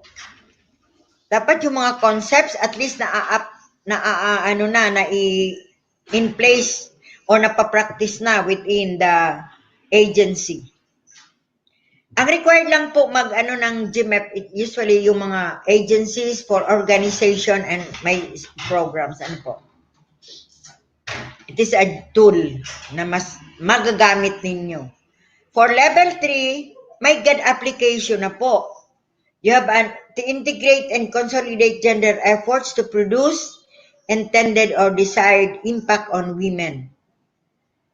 Nagkaroon na kayo ng sex disaggregated data, may mga identified needs na kang kababaihan or kalalakihan, then you have to apply it now or give or address the needs. Integrate GAD and the MFO's mandates and performance indicators. Dapat naka-integrate na po sa inyong GAD plan and all your activities and programs. Sa level 4, commitment, enhancement, and institutionalization. There, you have to implement continuous monitoring, evaluation, and improvement of gender mainstreaming efforts. Kahapon po pala na-remind ako na yung naunang nag-submit or nag-create ng GAD focal point system, parang yung iba hindi na lagyan ng monitoring and evaluation committee. So, pwede po tayong mag-amend. Kasi it is one of the elements in gender mainstreaming. Sa kakailangan po, may monitoring and evaluation committee. Then, incorporate GAD in all aspects of the agency's operations. Ano itong mga GAD, gender responsive facilities, lalo na sa ating operation? Pero doon sa GAD plan natin, ang basic dapat po meron tayong mga CR separate for men and women. Dapat po may breastfeeding section. Those are basic. Kasi lahat na clients natin or hindi lahat na clients natin ay hindi na reproductive. Ano po? Lalo sa mga lokal na gobyerno, dapat po may mga tayo. Pati sa opisina natin, dapat, in any agency, dapat po may basic na requirement. Aside from the separate CR for men and women, provided with gender facilities, dapat po may breastfeeding section. Kasi kung may client tayo, that is, nakakahiya naman na pag may kasamang baby or may dalang anak, kung minsan na iyak ng iyak ang bata kasi hindi siya makakapagpadede. Kasi nakakahiya naman na lalabas mo na lang ang dede mo. So, dapat po may tayo. That is basic, po. Minsan na na mimiss ng mga agencies. So, incorporate GAD in all aspects of agency's operation. Tapos naman po, kung mga, halimbawa, may yung priority lane sa opisina. Those are basic. May ramp para sa mga PWDs and senior citizens. Those are, na-remind ako na basic requirements or basic GAD facilities na dapat andyan sa ating office. Level 5, ito na po ay replication and innovation. Institutionalized GAD programs are replicated in other organizations, agencies, and LGUs. Then we have, or we call it sa agriculture, mga good practices. Best practices. Best practices. Then we have policies, people, enabling mechanisms in PAPs are further enhanced based on results of GAD monitoring and evaluation. So that is the importance of M&E. Kasi pag walang magmo-monitor, hindi natin makikita yung improvement or ano ba ang mga pangangailangan pang iba ng ating opisina if we do not have the GAD monitoring and evaluation.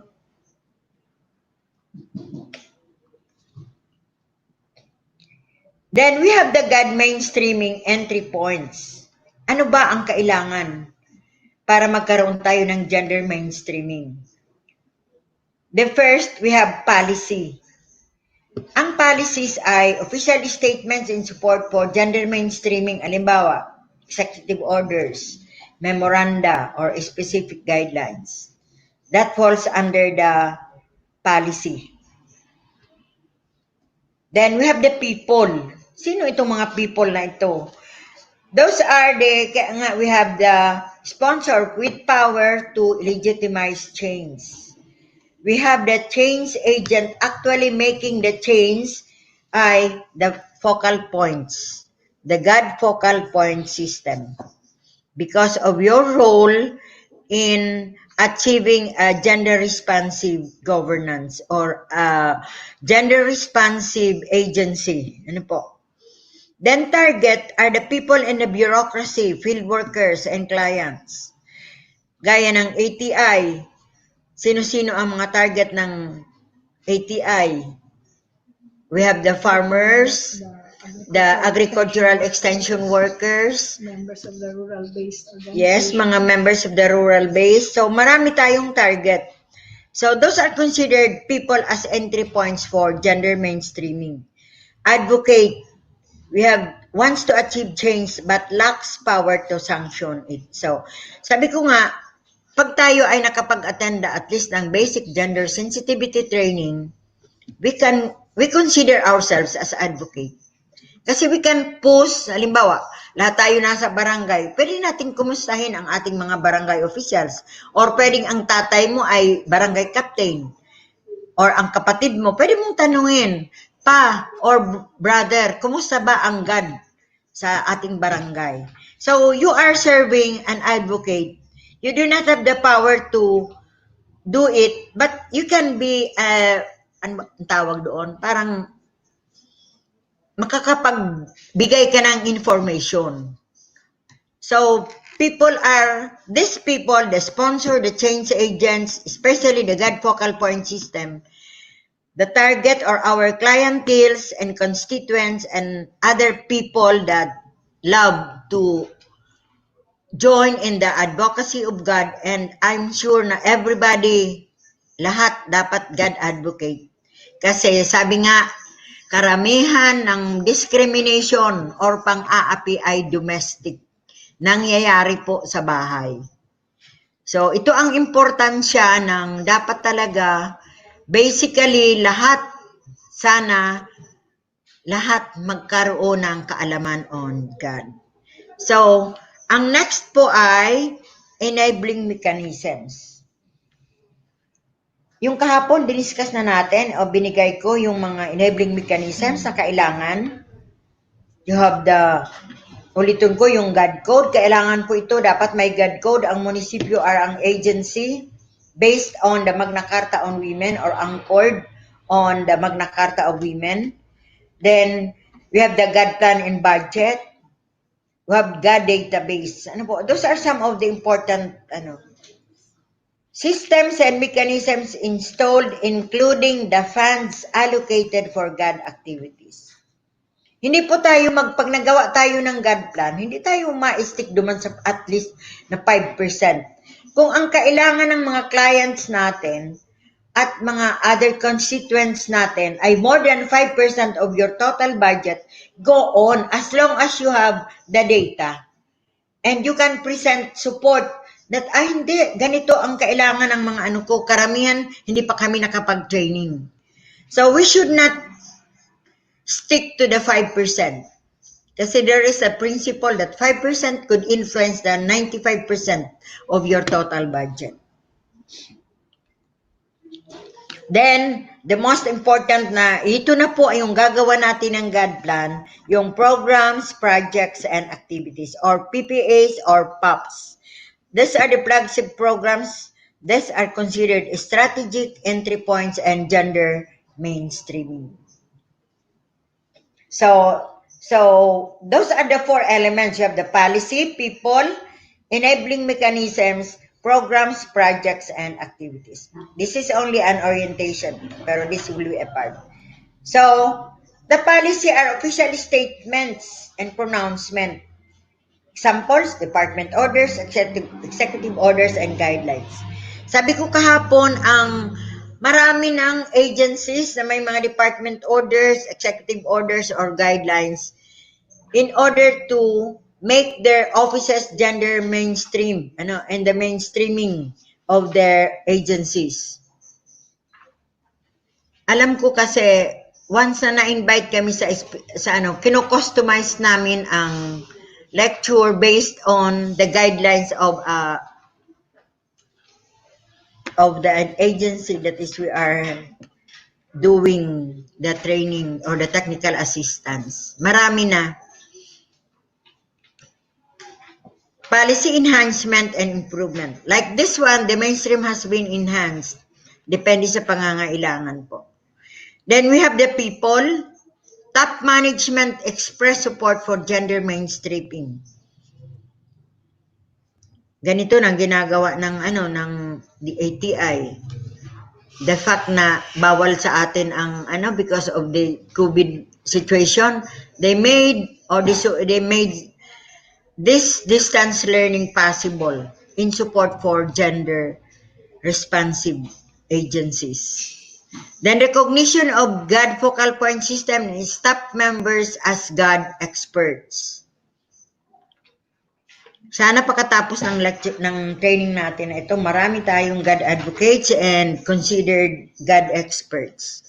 Pero ang sa GAD experts, medyo mahaba-haba pang proseso. We have the clients. Our clients, sabi nga natin, are internal or external. Usually, in an organization, internal clients are yung mga kasamahan mo sa opisina. Then the external clients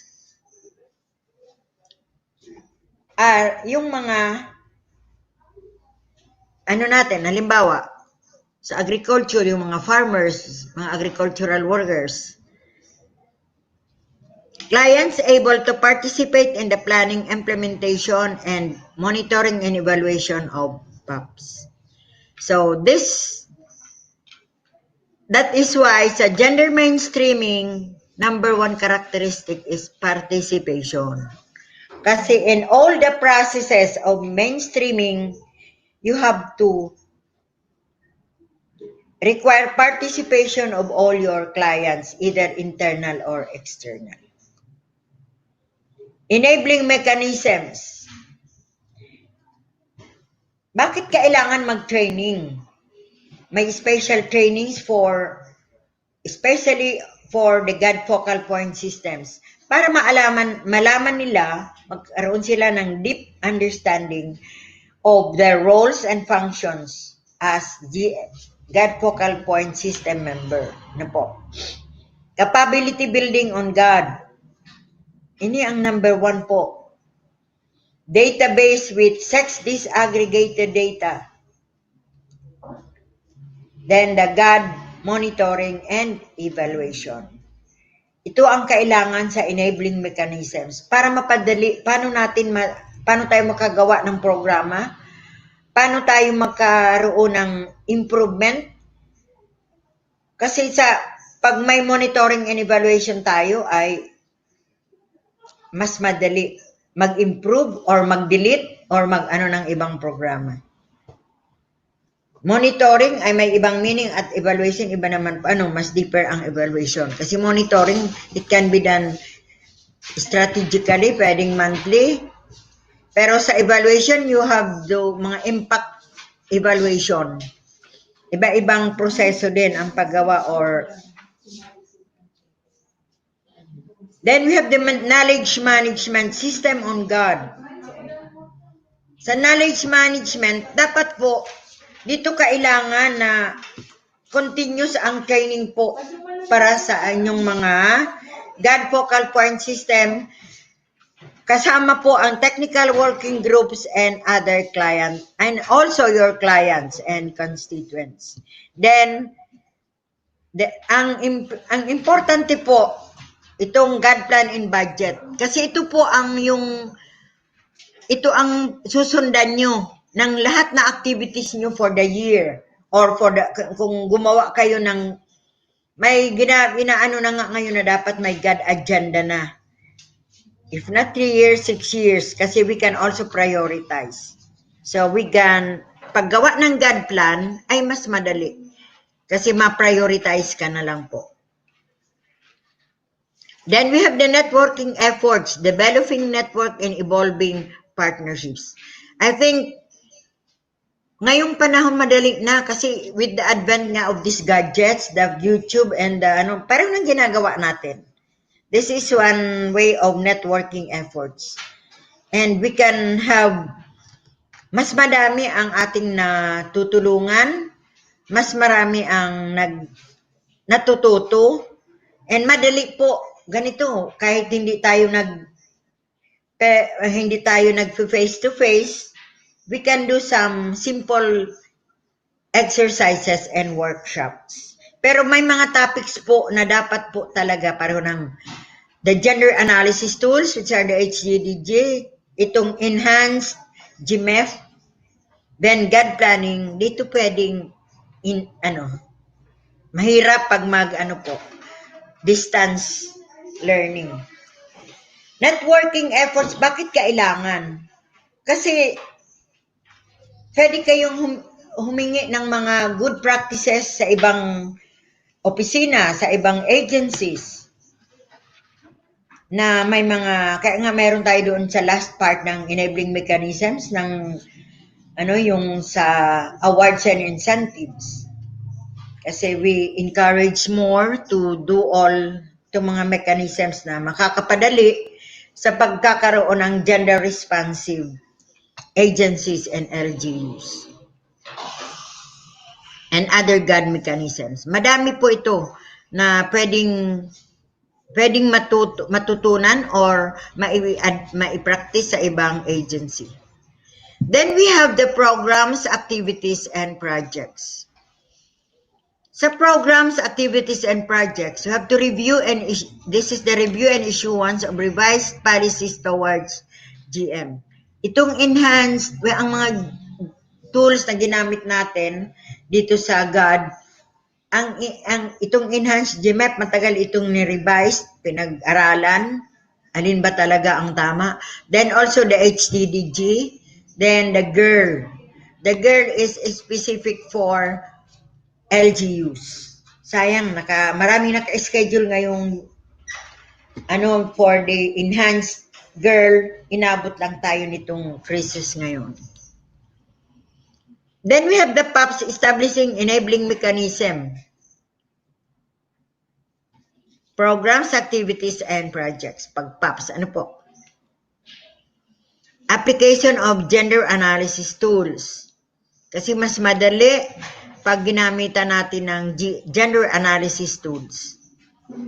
Then, we have the information materials, campaigns. Sabi ko nga, pwede tayong gumawa localized na mga materials, pwedeng i-distribute, and it can be charged to GAD fund. Or pwedeng mag-reproduce. Then, the creation and regular updating of GAD corner and website. Siguro ang ATI ay nagkaumpisa na tayo, creation and regular updating of GAD corner and website. Ito po yung sinasabi ko na descriptors. We will not do this kasi mahaba ito. Ginagawa ito talagang actual kasi we will be requiring the GAD focal point system to do this. We have the level 1, iba-iba pong for policies, may 13 descriptors. Then for people, madami-dami ito. You have 27 descriptors. Then the enabling mechanisms, we have 23 descriptors. Then we have the PAPs, 30 descriptors. Ito po ang paraan kung paano natin makita or malaman kung anong level tayo on gender mainstreaming. So, ito po ay dapat talaga pinaghihimay-himay, pinag-aaralan ng mga this is an actual workshop. Hindi ako magre-recommend na i-distance learning ito kasi hindi masyadong maayos ang magiging result nito. Ang tawag namin dito ay banig. Ano po? Banig. To find out kung ano pong level ang ating agency or ang ating organization. Kasi this is more recommended for organizations. Kasi ito ay talagang designed for organization or specific or programs. Ito yung mga example lang po ito, parang to. Ito yung mga questionnaire on people. Example, has the organization designated people in strategic positions who can be members of the GAD focal point system? You can answer it no, partly, or yes. Then may instructions yan on how to accomplish. And hindi tayo pwedeng mag-guess or maghambog kasi we will require you to attach the means of verifications. Ano po? Ano lang to? Pakita ko lang sa inyo kung paano ito pag-accomplish. Parts of the enhanced GMF. Sabi na, it is the tool as instrument to assess the progress of gender mainstreaming. So it is a tool to assess the progress of gender mainstreaming. We have the part 1, the organizational assessment tool. Then you have identified strength, evaluation of 4 entry points. Then the scoring guide. So we have the scores. Huwag nyo na itong problemahin. Kung kayo ay nasa dapat i-require natin na ang lahat na agencies ay magkaroon itong mga specialized training na ito. Then we have the legend of scores. Ano po? So madali natin makuha natin kung ano ang ating level. Ano po? Example, if the total points you get is 1 to 7 points, you are on level 1. Foundation formation. 8 to 14, you are on the installation of strategic mechanism or you are level 2. 15 to 19, 3. 20 to 23, you are on the level 4. Then 22 to 25, you are on the replication and innovation. Ito po ang guide. So at least makikita. Kaya lang hindi ito padaling magawa unless we do it talaga. Then we have the score sheet. Wow. Ito ang mga nagawa. Ay, sa to? Teka, nakita ko na. Ito yung pictures namin nung ang bula sa, these are the technical working groups of bula. Average level, GMF scoring. So, ganito po ang paggagawa. Dinidivide kayo sa iba-ibang, ang personnel ay dinidivide among the different areas. Then sila ang nagawa. Yan. Actual GMF scoring or audit, gender audit GMF scoring.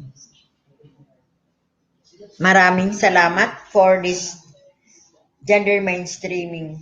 Medyo boring kasi lahat talaga. Sabi ko, we are on the technical aspect of GAD. Break muna 5 minutes. Okay po, may mga questions. Ay, may mga questions. Po ba tayo? Doon sa mga mga topics na na-discuss po kanina ni Ma'am before we go sa another topic po. Gender fair lang. Very short lang naman. So, yung next topic natin ay yung gender fair language. But before that, We can entertain po yung mga questions, clarifications, or any opinions. Welcome po dito po sa ating pagsasanay. So meron po kaming nabasa dito sa comments box na kung pwede mag-create ng group chat para sa batch na ito ng mga GAD advocates. Pwede naman po kayo mag-create. Sige. Anytime pwedeng Anytime, pwede po. Kung may questions, anytime pwede natin sagutin. Kung may questions po kayo, pakilagay na lang po sa comments box so we can read po kung Kayo ano. nang magpangalan ng group. So dito si Sir Chris, nag-share na meron daw pong bagong advocacy movie on gender and development, hoping na maipalabas sa mga government agencies. Sige, sir. Ang title daw po ay ang timeline ng buhay ni B. Some of our actors and production staff are students from Bicol. Wow. It recently won the Best Practice Award at the International Contest for Voices for Inclusion in the Netherlands last January. Ay, wow. Very good. Sir, pwede po yan. Kung pwedeng mai-ano sa link ng ATI, pwede ba? Pwede ba yan, sir, ma-share sa amin? Sir, pwede po, sir, i-share sa amin. Baka pwede ko na rin magamit na material. Sige, hintayin natin ang sagot ni Sir Chris. So meron po, are there specifics as to the appropriate GAD tool to be used for a particular PPAs? For instance, should GMEF be for infra or policy? Meron yan. In fact, may mga GAD tool talaga. Ang specific on infrastructure. Infra or policy? Ang DPWH ay may GAD tool. So, pwede natin itong mapag-aralan. Pero, ang karamihan general, we have the GAD tool. Kung ang pag-aano ay mag-a-attribute, we use the Hagadaga. Ano po? The Harmonized Gender and Development Guidelines. Doon po sa nag-ask ng presentation, meron na po kaming nailagay doon sa aming ATI webpage, yung mga reference material. Pero ito pong PDF ni ma'am ay hindi pa po namin na-send sa kanya-kanyang email nyo. Pero itong ma'am, yung presentation mo po bang ito ay pwede mong i-share or yung binigay mo sa aming PDF? PDF, yun na yun. Okay po. Yung PDF na lang po na binigay ni ma'am. Apo. Yung po ang isi-send namin sa mga emails nyo na lang po. I-add lang yung enhanced GMAP kasi dinagdag ko yun. Kasi po, yung mga tanong kahapon para may kahapon. Nakuha naman ng ATI. Pero nakapost na. Nakapost na daw po. Pero yung bago lang ang hindi pa. Nakapost na yung? Yung PDF po, yun lang. Nakapost na? Nakapost na nga daw po pala. Ang so, bilis. paki-check nyo na lang po. And reminder lang po, yung ating questions for today ay isi-send din namin sa kanya-kanya ninyo pong email. So, paki-check lang po. Pagkatapos ng ating discussion today, ipopost na po namin yung mga questions. So, pakiabangan lang po. So, na-receive na namin yung answers nyo for day 1 and day 2. So, mamaya, isi-send po namin yung para sa day 3. Okay po? So, meron po ditong nag-comment, Ma'am, we charge po kasi rental na minimal for screening, sabi ni Sir Kim. Oo, okay bilang lang. source ng fund namin for Further projects such as doing social workshops for youth and marginalized. Okay lang. Sige sir, pag-usapan mo na namin dito sa Ayun po. Pwede Okay lang, pong sir. i-link with PCW ang advocacy movie so all agencies may access it. Pwede naman po, ano nyo sa PCW. Yung binigay kong website, pwede na po kayo doon Comment lang po about distance learning. Very efficient naman po. Even nasa bahay, we can learn. Yes, We don't virtual. need to travel. I think Yes. this is the new normal na for education. So maraming salamat naman po at na-appreciate nyo po itong aming Thank you. estratehiya sa ngayon na meron tayong pandemic. Ayaw kasi ng ATI ma-delay yung nila, programs. Opo. Program of activities for the year. Opo, kasi naka-target siya and wala tayong face-to-face, so minarapat namin na gawin ito by using other platforms. Ano po? Lahat ng virtual. Is there an approved mainstreaming activities approved by the DILG and COA? Anong ibig sabihin? Mainstreaming activity approved by DILG and COA. Ang po ng COA, ang role sa GAD ay to conduct gender audit. Ano po? Ito pong mga efforts na ito ay product na po ito ng DILG, PCW, pero pag-enhance ng mga processes ay po ito ng collaboration ito ng iba-ibang agencies.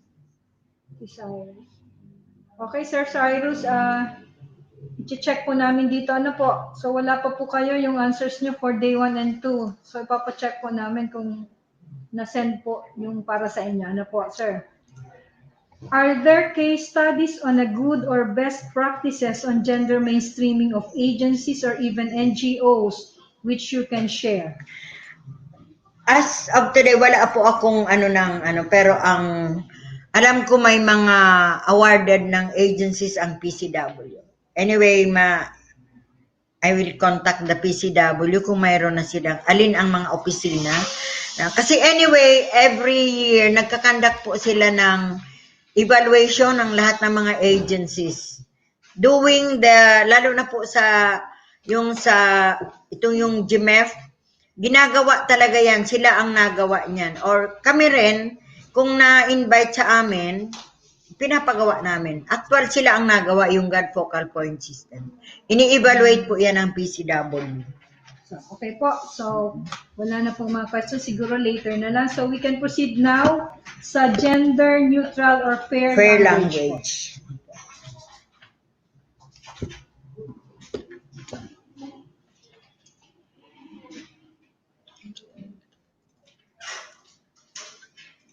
Yung PAPCOM and COA daw po ay level 4 na.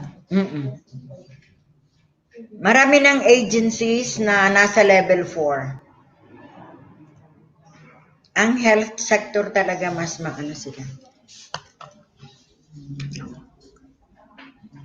Mag-update po ako ng kung alin ang mga agencies na may mga mataas na ang level.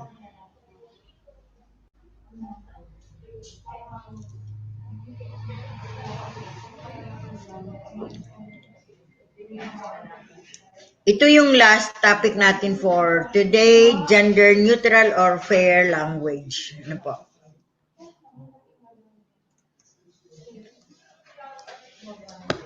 Ano po ang gender fair language? Sabi ng mga experts, it aims at reducing gender stereotyping and discrimination.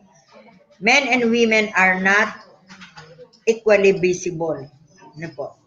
It is the reason kasi hindi pantay ang paggagamit ng mga words. Also to avoid sexist language. Ngayon, ano ba ang sexist language? It is the use of language which devalues members of one sex, almost invariably women, thus fosters gender inequality. Ano po? Ang pag-a-address sa mga tao, usually, nag-create din ng gender inequality. Why the concern about mere words? Because language daw articulates consciousness. Language reflects culture, and language affects socialization. Siguro totoo itong mga mga concerns.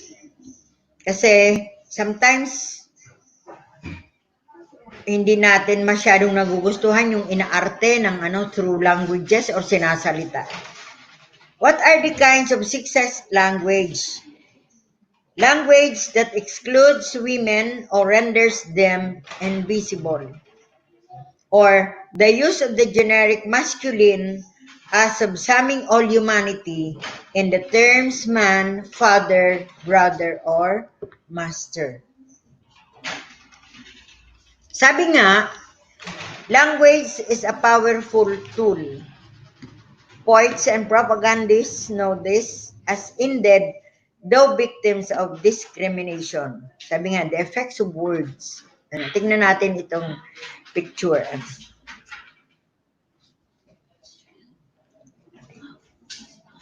The United Nations Educational, Scientific and Cultural Organization, or the UNESCO, is committed to justice and to avoidance of discrimination in all fields of competence, notably in the area of education. Representatives of Canada and Nordic countries raised the issue of sexist language for the first time at the 24th session of the General Conference on 1987. So ito po ang mga kung bakit this is a UNESCO material, kasi iba-iba, maraming mga materials on gender fair language. Sa YouTube ngayon marami makakakuha na tayo. But then this is the thing that I will give to you today. Language does not merely reflect the way we think, it also shapes our thinking. Tingnan natin itong picture. Against non-human animals, how language shapes our worldview. This is a veganstreet.com. Anong nito? Anong pinapakita? O nakikita ba natin sa picture? Kung hindi, this is a picture of a baby or a girl child may kasamang baboy. Ano po? Pero kung titingnan natin, ang may reflection lang ay ang bata. So what does it mean? It is ang ibig sabihin, ang mga hayop daw ay walang reflection. May dalawang problema daw na sabi ng may dalawang problema ang gender language. It is ambiguity and stereotyping. Pag sinabi nating ambiguity, yung parang hindi masyadong ang clear ang meaning na ibinibigay. Unclear whether the author means one or both sexes. Example, the use of man and men. There is plentiful evidence that the word man conjures up a male image, even when the intended meaning is generic. Makikita ba natin sa mga literatures or sa mga publications na not so clear. So, it is ambiguous. And also, stereotyping, where the writing conveys unsupported or biased connotations about sex roles and identity. With some rephrasing and careful attention to meaning, it is usually possible to improve the level of accuracy while avoiding giving offense. Where both sexes are meant, it is always preferable to use a term which includes or at least does not exclude women. So magamit daw tayo ng, halimbawa, women both sexes, mas nawawala yung pagiging stereotype pag ang ginamit natin na term would not necessarily exclude women. Maraming mga words na ginagamit pa natin and very common in our daily conversation.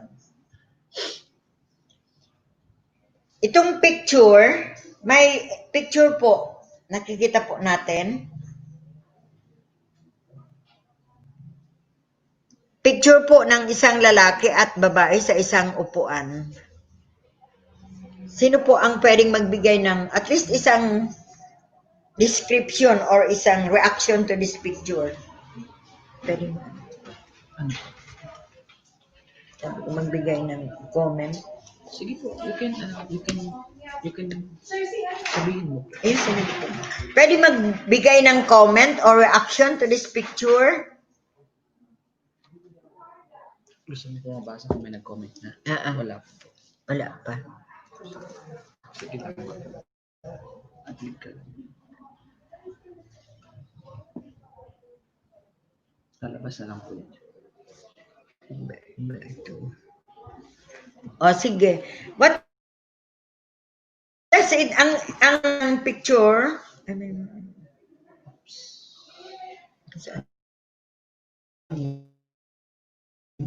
sorry, Wait lang, ma'am. Apo. Saan magbalik ulit?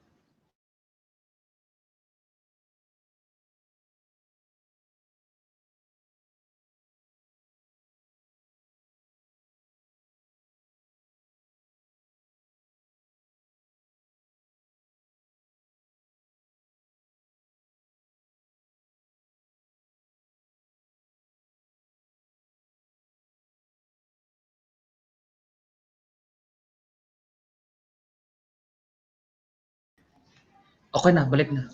Okay. Ano yan? Si Tina wala. Oh, itong picture, any reaction to this picture? Babae parati ang nakikibagay at nalalagay. Nahihirapan na yung babae, yung lalaki naman ay husay. Men have the larger space than women. Just like in our society, men acquire a lot more in all terms than women. Yes. Nakikita natin na marami talaga, grabe talaga ang stereotype. Ano po? Porque lalaki ka, kampante ka umupo. Ano po? So parang hindi natin binibigyan ng tamang treatment or equal treatment ang babae at lalaki. Ano po?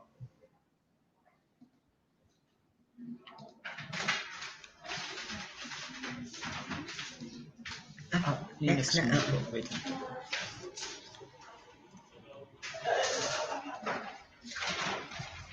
So, ito naman ay examples of phrasing on ambiguity. Example. Man's search for knowledge has led him to improve the scientific methodology. You can rephrase this word or this sentence using first person. The search for knowledge has led us to improve scientific methodology. So, mas medyo clear, ano po, doon kasi ginamit niya, very ambiguous, kasi man's hindi natin alam. So, ang comment or ang ay gumamit ng first person, yung the search for knowledge has led, ano po. Then, rewritten in two sentences. People had continually sought knowledge. Or it can be rephrased, leaving the agent implicit. The search for knowledge has led to improvements in scientific methodology. So there are different ways na we can, at least to minimize ambiguity. Next, the use of experiments in psychology presupposes the mechanic nature of man. Ang comment dito or ang suggestion ay to substitute noun. The use of experiments in psychology presupposes the mechanistic nature of human being. So, instead of using man, or the best now is to use human being. Man or mankind, there are a variety of terms that may be substituted. We can use people, humanity, human beings, humankind, human species, we, ourselves, men and women, public society, the self, or human nature. So there are terms na nawawala yung ambiguity and yung stereotypes. Ano po? So instead of using man or mankind, we can use people, human species, ano po, men and women, to assure that no stereotyping is exercised. To man a project. Ito po. To staff a project or to hire personnel, employ staff, operate, run, and administer. Manfully, valiantly. Ini po ang suggested terms. Then, committee of wise men. Grabe, Committee of wise men. We can use committee or panel of counselors, eminent persons, or advisory panel. Pag man-made, ito po. It is artificial, synthetic, manufactured, human-induced, or technogenic. These are example of words na would minimize stereotyping. And dapat ito na ang gagamitin natin, lalo na if we do projects for our PAPs or GAD PAPs. Brotherhood of man, we have fellowship, kinship, or solidarity. How about cameraman? What will be the best word na?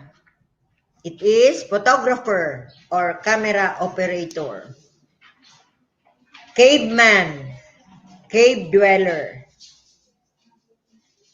Chairman, chairperson, chair president, or presiding officer.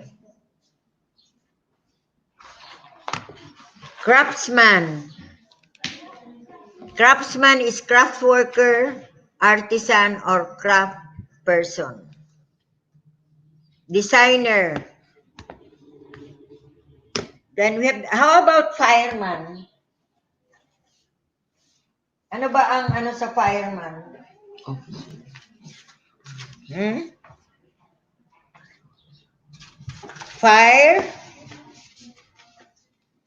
Fighter or fire crew, fire brigade. Countryman, compatriot.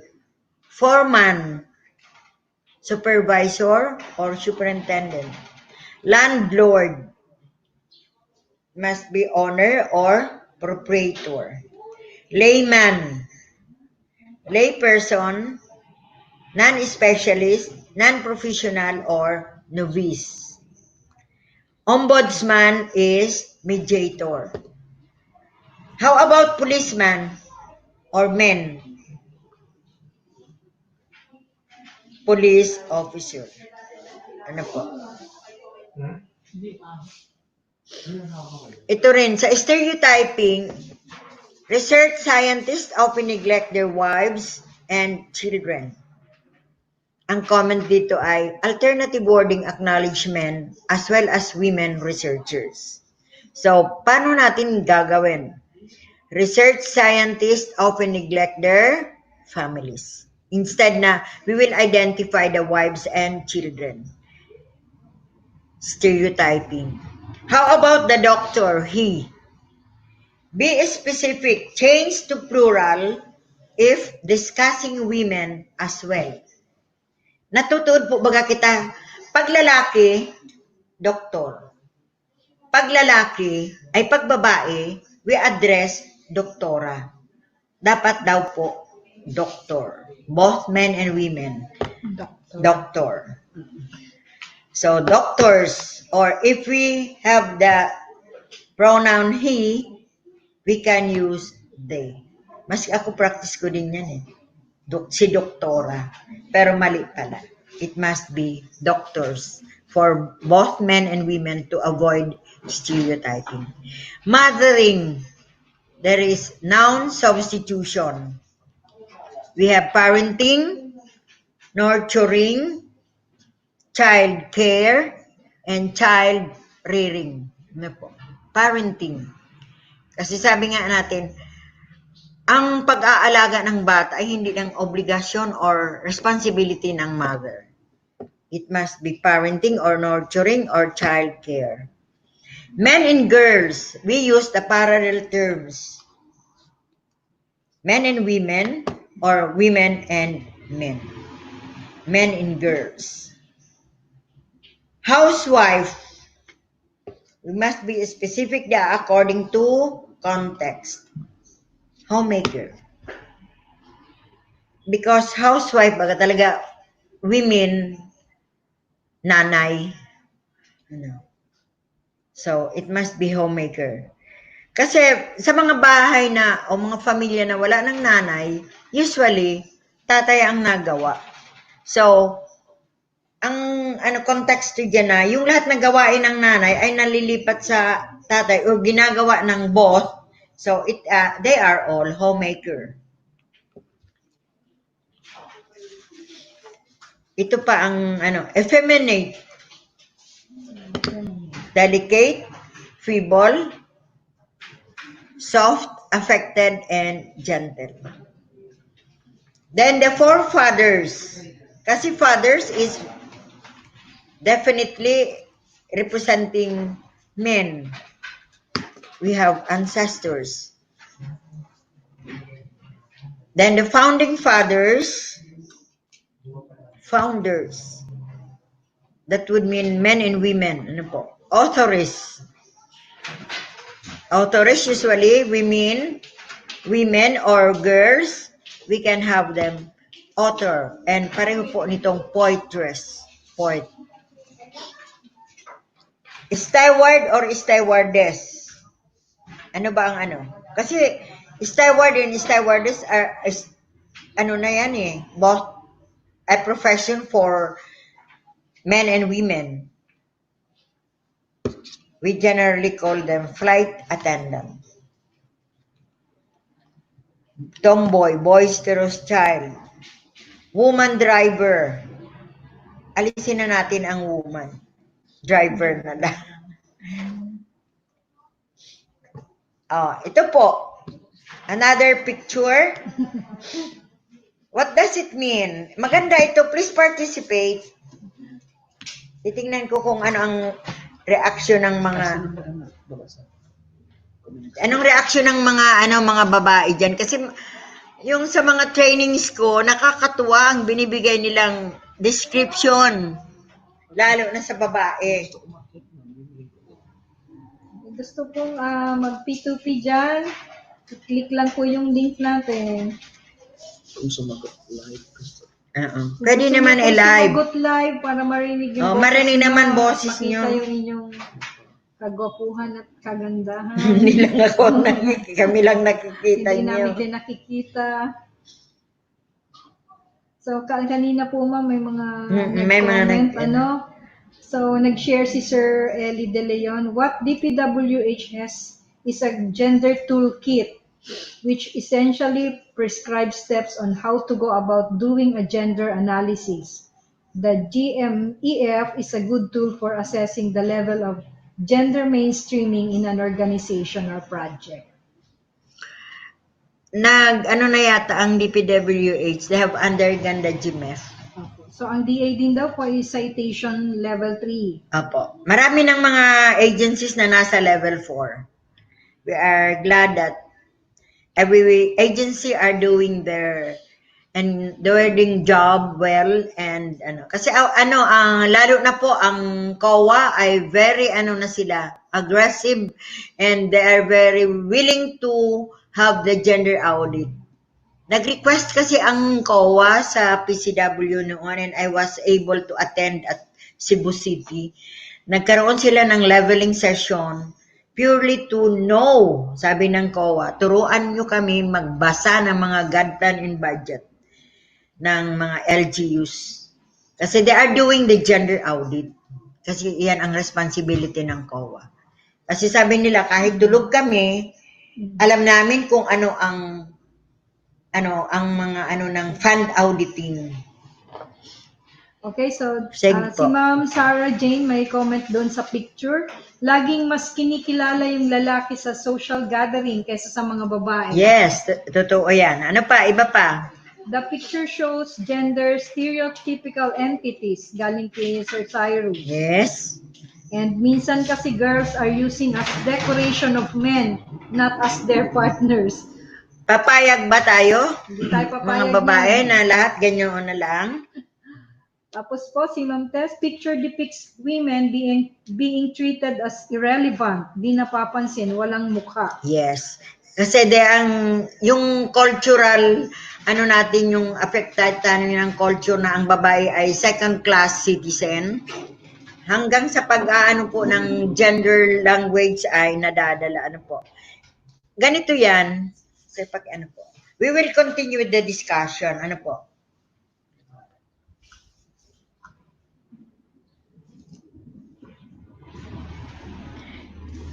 Dito kasi pinapakita kung paano nagkakaroon ng stereotyping sa picture na ito. Examples of phrasing on titles and forms of address. Usually, pag ipinakilala mo ang asawa mo or pinapakilala kayo ng ibang tao, ang sasabihin, Sir, Mr. and Mrs. John Smith. So, nawawala yung babae. Parang, ang Mrs. Pero ang maayigi daw, ang pag-i-introduce ng mag-asawa sa ibang tao, it must be Mr. and Mrs. Smith or Jane and John Smith. Hindi lang yung Mr. and Mrs. Ang sasabihin mo lang ay yung pangalan ng lalaki. Dapat parehong pangalan ng asawang lalaki at babae na. Opo. Kung hindi, Mr. John and Mrs. Jane Smith. Ang sabi kasi, the wife's identity was wholly absorbed by her husband. Ito naman, Miss or Mrs. Pag hindi ka daw certain kung ang isang babae ay may asawa or wala, ang dapat na gamitin ay MS. Oo, MS. Halimbawa, mag-a-address ka ng babae, Miss or hindi mo sigurado kung married siya or single. The best is to use MS. Ito naman, chairman.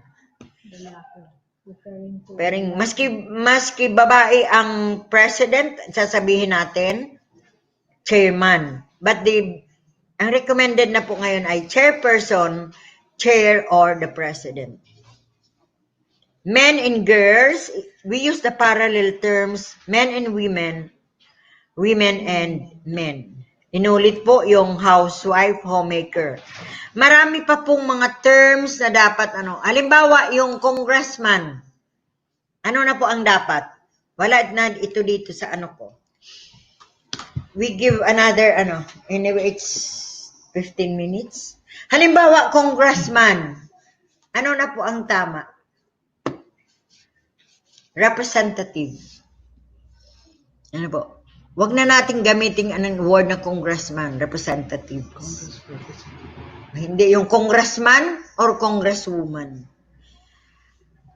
Ang correct term na po for the gender fair language ay congressman. Kaya kung minsan pag nag-uusap, tumingin ka dyan sa anong mga nag-hearing, nakakairita. Kung alam mo po ang tama na, nagre-react ka, kahit mag-isa ka, nagre-react ka. So, siguro naman, it is not enough. Marami po na mga we can open sa YouTube, sa iba-ibang social media, sa mag-Google. Marami tayong matutunan doon. Kasi kung natin yun, kulang ang kalahating araw i-discuss yung lahat ng mga words. But at least these are some of the guides na we can minimize or reduce discrimination and stereotyping in our plans and programs. Sana sa susunod po, may practice na natin yung mga ano, kasi yung mga nasa organization, o kahit pag-a-address natin sa ibang tao or sa ano, ako rin marami akong natutunan dito. Kasi dati pag nag-address ako, oy doktor, oy doktora, mali pala, dapat, wala nang ano, you can address the general term of doctors, lawyers, ano, attorney. Ang attorney kasi, both ano na yan eh, no, hindi yun sexist language. Saka ang paggagamit ng mga personal pronoun dapat na naibitaran. We use, imbis na he or she, we can use they. Sabi nga, learning is a continuous process. So siguro naman we can go matitibay kayo sa technology. You can pwede pa kayong maghanap ng ibang additional kasi marami ito na mabubuksan nyo. What are the correct terms to avoid stereotyping and yung kailangan talaga, lalo pag nagawa tayo ng mga plans and programs for our clients. So, that ends our discussions for today. Unless po may mga iba pa kayong gustong May mga ano i-share. May i-share si Sige Sir. po. Si I-share. Sir Chris. Kaya I strongly believe that when a female marries a male, hindi dapat required that she will use his surname. Dapat example, if Santos siya and Reyes si Mr., pareho sila na Santos Reyes and Reyes Santos. This way, hindi din maitatago ng lalaki na may asawa siya. But ngayon may mga ano na sa family code, may mga bagong provisions pero siguro hindi pa approve na, pero ano naman, masyadong very ano po dyan, parang unfair na pwede na nga daw mag-asawa ka, hindi ka nagagamit ng ng surname ng asawa mo. Iba naman yun. Pero may mga ano po, may mga changes or provisions. Sir Chris, papasok.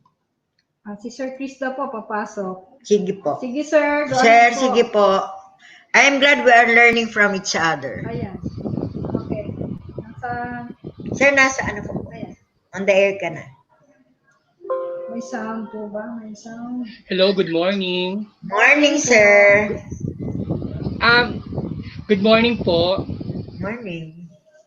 Good morning. Yes po. So, by the way, hello? Hello. Hello? Yes, sir. Yes po. Go ahead po. Go ahead. Naririnig po namin. Oo. Good morning po. Hello. Hello, Yes po, sir. yes Good po. morning. Go ahead. Nahihiya. Nawawala. Hindi, nahihiya. Hello, by the way, this is Cyrus. Yes. Hello. Yes po. Yes, sir. Cyrus. Go Okay, ahead. good morning. This is Cyrus. Opo. I would like to share my thoughts about Sige the po. six Opo. about the six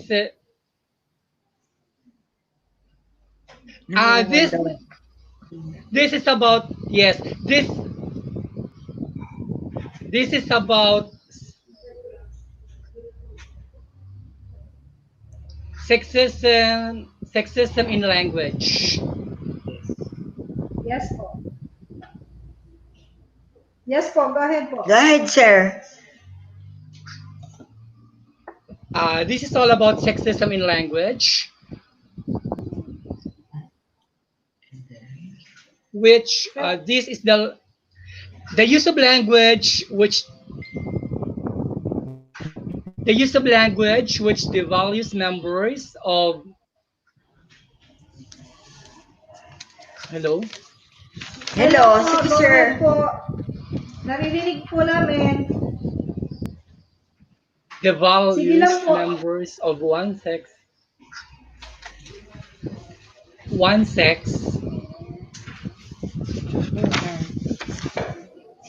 Yes po. Go ahead. Puputol-putol siya. Napuputol ba? almost invariably women, that foster gender inequality. For example, I have here for man. Okay, for man, it's the current usage for man is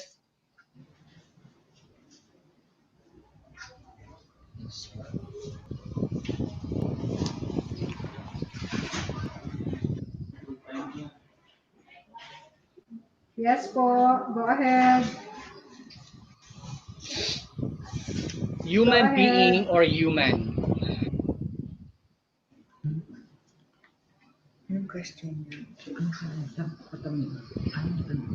And pong the tanong niyo, man, sir? Yes Hindi, po. additional ano daw. Additional. Mm-mm. Saan po dun sa table? Mm-mm. mankind for man or humankind or people. We are not going to use human.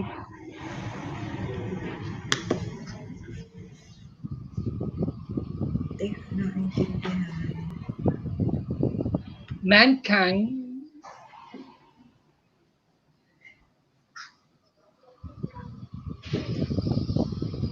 Sir? Hello, yes, ma'am. Sige po, I'm go ahead.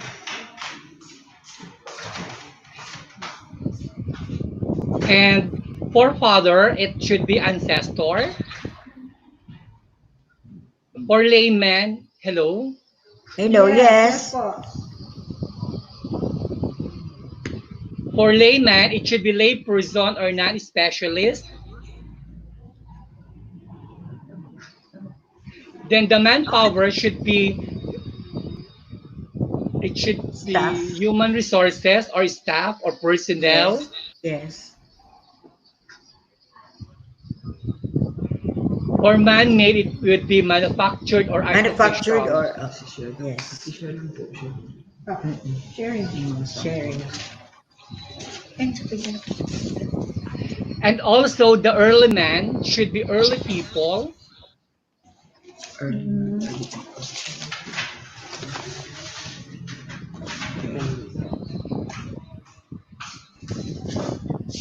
Early. For early man, it should be early human beings. So, yun po yung sharing ni Sir Cyrus. Sige po, sir. Go Yun, ahead po. yun up, okay lang po. Okay. Okay. Sige. Thank you so much Thank po. you, sir. Thank you to Thank you to Salamat. Yes. Ibababa. Okay po. So, meron pa po tayo dito from Miss Kat. Has DepEd integrated gender-neutral terms to its curriculum? I remember how differentiating job titles was part of what was taught in grade school, like using doctor for men and doctora for women. So, nasagot na natin kanina to. No? Yung Ay, ma'am. paggamit ng doctor and doctora. Kung Pero nag-ano na regarding daw sila DepEd, if they have integrated. yung sa DepEd integrated gender-neutral terms sa Question nyo. O question po Ma'am sa Kat, kanya. natanong ho kayo kung if they have integrated. Yan nga ang ano natin. Kasi dapat talaga, yung isa baga doon sa ano na they have to revise the curriculum and materials. Baka at this time, hindi pa nila yun nagagawa. But they are mandated to do or to do some revisions on the materials, lalo po sa mga libro, sa mga books. Ngayon, dapat inaano na nila yun. Tinitingnan na ng DepEd.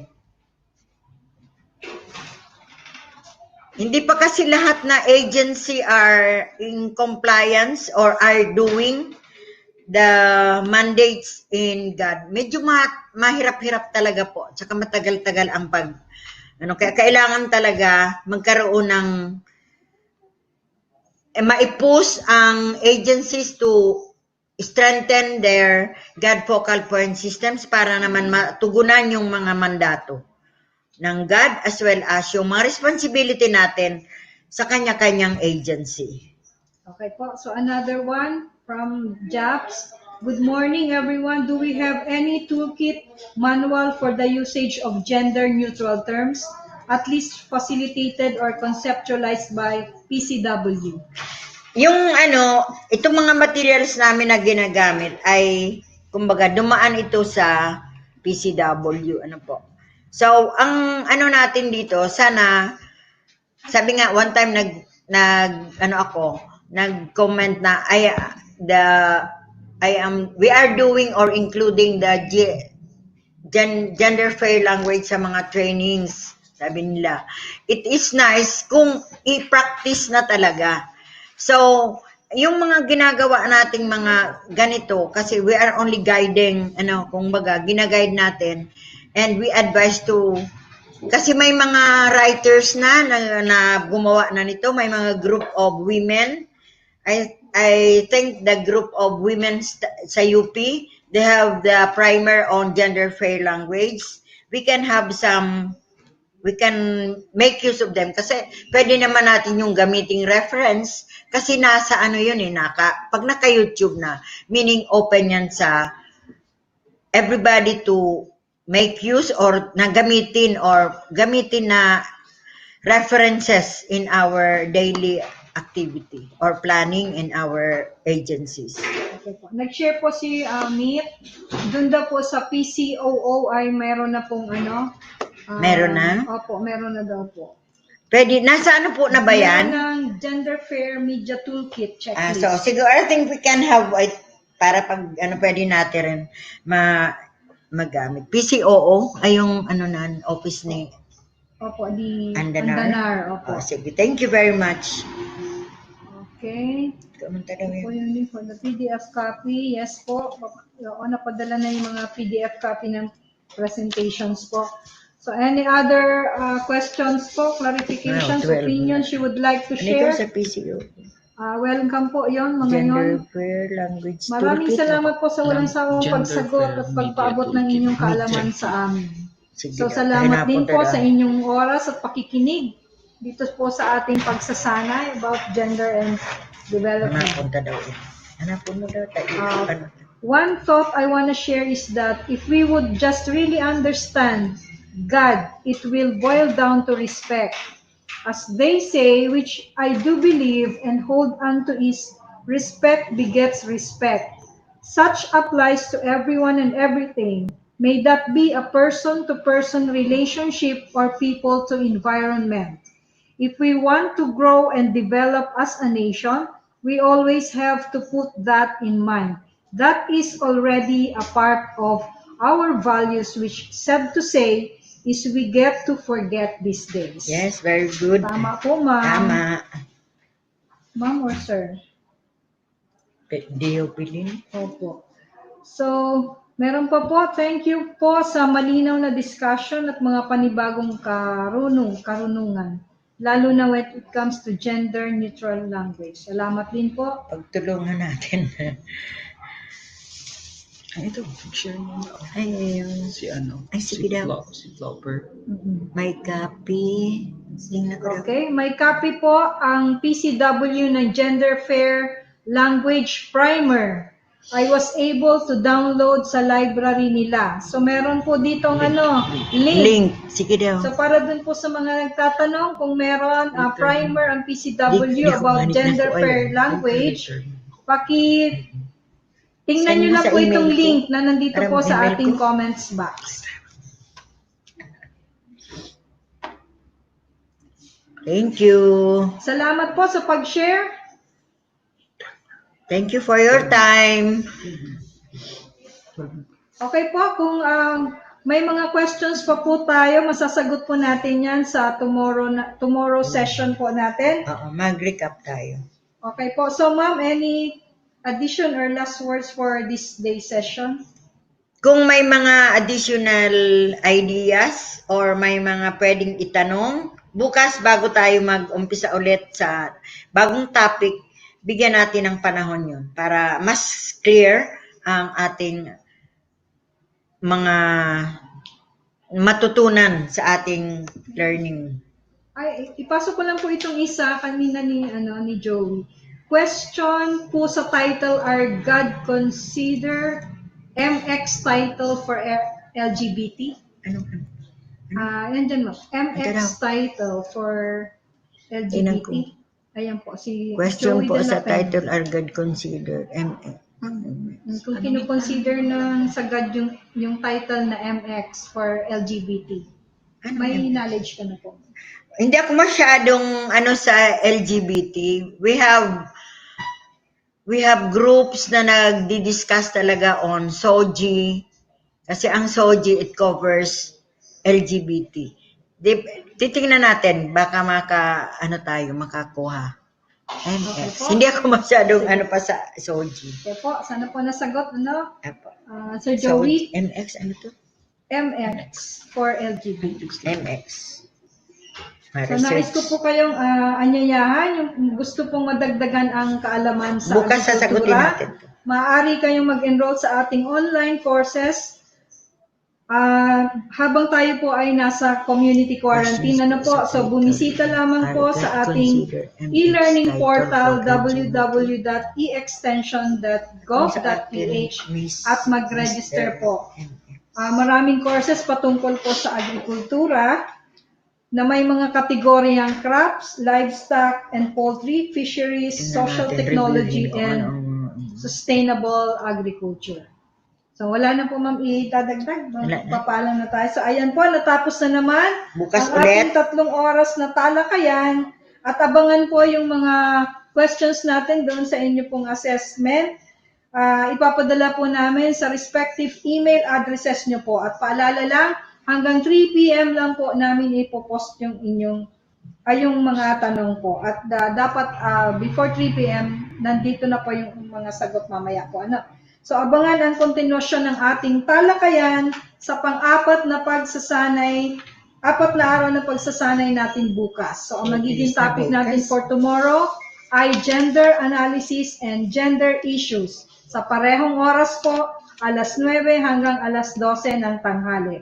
So maaari po niyong balikan at mapanood yung mga episodes po natin ngayon sa ATI Bicol Facebook at YouTube channel. Nagpapasalamat po kami kay Ma'am Maris at kay Tim na lagi nating nakasama umpisa ng Lunes. So sa ngalan po ng aming Center Director, Elsa A. Parot, at sa lahat ng bumubuo po ng ATI Bicol Sarabay Channel, nagpapasalamat po kami sa walang sawa niyong pagtangkilik sa ATI Sarabay Channel. So learn at home at keep safe everyone. Diyos mabalos po sa Indogabos.